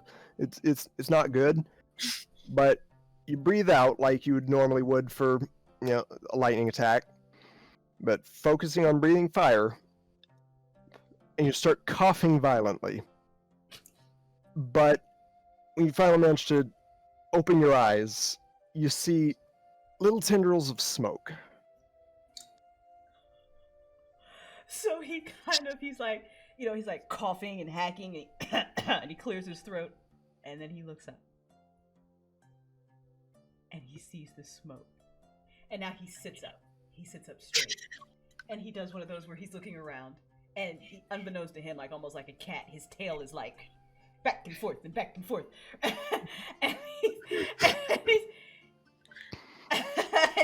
he doesn't want to try it again because they're on a boat and he's in a very tiny room. but now he's just like, he's so excited. He's just like, so he just like doesn't know what to do with himself. Like if he could capture this smoke and put it in a bottle, he would do that right now. So he just kind of stares at it, and he rubs his throat, and he looks back down at this book. And so now this is on the to-do list. Now at some point he's got to know more about this tale and who wrote this and the author. So he very gently, like this is the most valuable thing he owns right now, like more than his sword, which is like his warhammer, which is like huge. And he just closes the book, and he will kind of just hold it close to him for a moment, and he will put it back very carefully back in his bag, and he will lay on his bed, and he's got the biggest fucking smile on his face right now as he tries to sleep. All right. Does he share that at dinner? No, he's not gonna tell anybody just yet. Not just yet, but wait till Zildath comes. Behold, I have breathed fire! But before they go all the way upstairs to meet with the others, Nithralia is going to, in a very small voice, ask Devlin, "Do you want me to tell the others? Or do you want to tell them?"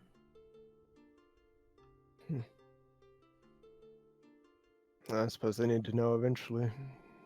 You can tell them if you wish. I'm not sure how to say it. I've never really had to tell anyone before. I'll tell them after we meet him then.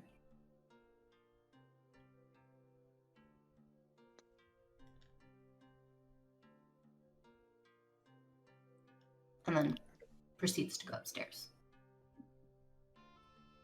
and have dinner with everyone. That's nice. And we are right at the 4-hour mark. All right. No. We are not about to pull a Friday. No. No. Buddy. I don't have any more prepared anyway. We got That's as far as I've got. This is gonna be fun. Hesulan, God, I love it would so I'm assuming that Zildath will know how to bait an undead, like a typical undead, because he's tracking one, or them in general. Probably, yeah. Okay, then you're gonna have to drop me some intel later, maybe to DM or something, so he can Okay. share that with the group, so he formulates a plan to maybe go after this as they go after this thing. Gonna fucking murder them all. It's fine. This is fine.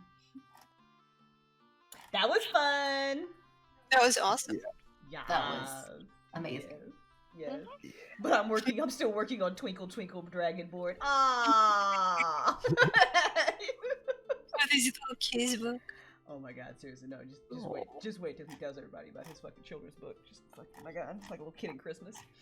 Alright, everybody, make sure that you are following all these awesome people on Twitch and their social medias and fucking all that. So, waifu, you start. Bun, go. Tell everybody where they can find you, all the good shit. Hello, I'm Bun. You can find me at twitch.tv/Bunbarian. And then I'm also on Twitter. I currently am posting a lot of Black Lives Matter stuff on Twitter right now, more so than I am about streaming and stuff. But I do post when I'm going live on there. I'm currently playing through the Xenogear game on normal weekdays, and I usually go for about 4 to 6 hours. It depends on the day and how intense the fights are. I play a lot of story-driven games over there, so if you guys want to come hang out, you're more than welcome to. Hes is amazing. We all love him. And Crystal is awesome for streaming this for us on her channel. So, that's me in a nutshell. Pixel, go. Yeah. I'm Luckiest or Luckiest Pixel. My main gig is on Etsy with my crocheted creations. Sometimes I post on Twitter. Occasionally I'll stream here on Twitch, but I'm more active on Instagram as well, all with Luckiest Pixel. And my Etsy is Pixels Pretty, so go and check out my things. Put a link to your Etsy store in the chat. Put it in the chat. Bander, go. Alright, so I'm Bander. Sometimes I stream when I feel like it. I will probably be streaming more often soon. Ooh, nerd, get off my thing. I also have an Etsy, but I don't make pretties. I make soap, so I make stinkies. They smell pretty. Well, they stink pretty. They but, stink pretty, yes. So if you want soap, which is what I make, you can get it if you look for the Bander Patch on Etsy. Put a link to your I store guess in it. yeah, I guess I have to do that. Yeah, you gotta do that. Yeah, I do the thing, and I will be eventually streaming a soap thing. Eventually. Yeah, so making stream. Fuck yes. Yes. I am Crystal. You guys know I play the story heavy games. We are streaming again on Tuesday. We will stream some more Divinity Original Sin. Next week, I will be doing a free webinar on the Twitch channel for how to design your own homepage of your website. I will have more information about that towards the end of the week. So tell your friends, especially your author friends or your creative friends. I will just offer that for free for people because I need people to stop making stupid websites. It's really bothering me, and I can't be everybody's fucking web designer. So we're just gonna do a free webinar on the stream about how to do that. It'll be awesome. And that's me. So come hang out on Tuesday night at 6 Central, 7 Eastern for more Divinity Original Sin. Hess, go. Hess is our amazing DM. All right, I'm Hesulan. You can find me right here in this chair. I've streamed like twice. I might start doing it again. I don't know. One of us. One of us. This fantastic D&D campaign will be back on Friday at 7 Eastern, 6 Central, thereabouts. You know, we usually a few minutes late. Don't at us. That's how we roll. And then eventually, I do believe we will be streaming our campaign with Bander as the GM as well, which I believe is Sunday. Bander, yes? Every is other this one. Sunday, that is correct, including the one coming up. 1 week from today. So Nice. on the, what is that, the 14th, there will be a Pathfinder game that we play where you get to meet Crazy Moon Reaper, Crazy Essie, Crazy Tor, and Crazy Bo. And those are a whole different level of fucking shenanigans. Just you wait. And the blacksmith. And the blacksmith, oh my You god. don't need to know what happened last campaign. Oh my god, that's some fun. That is some fun. Alright, we love you guys. Let's go find somebody to host and take this party over to. Don't leave the red, don't be a poo-poo head. Let me go find Drink water. Drink water. Black Lives Lots of Matter. water. Don't fucking at me about that shit either. Fucking at me. She said fucking at me. You're amazing. Let's go hang out with Bear Regard. He's playing Terraria, which is awesome, and I haven't fucking played in a while. That's fun. The blacksmith is hot. You don't even know though. That DLC, I haven't gone around to it yet. You don't know nothing about that blacksmith. Oh my god. Alright, you guys, we will see you when we see you. We love you. Stick around for the raid, please. Okay, bye. Bye. Why, hello. This is Nathrali.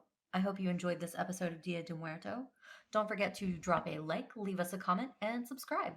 Oh, and if you could, click the little bell icon so you know when the new episodes are up. Have a good day. We love you. Previously on Dia Di Muerto. This is. Who am I talking through? You know who I am, Elephant. Nope. Nathrali and Zildath. Oh, you're not getting cobbler for a month. That's not fair. This isn't my fault. I don't know if I don't care. You are possessing someone. I'm not. What? What do you mean I'm possessing someone? You're in Elephant's body! That's not what I asked for. So, Nathrali, you see Elephant taking out the drink and see what was it she called him? All right, take me, scale baby. And then eyes go Previously on Dia Di Muerto.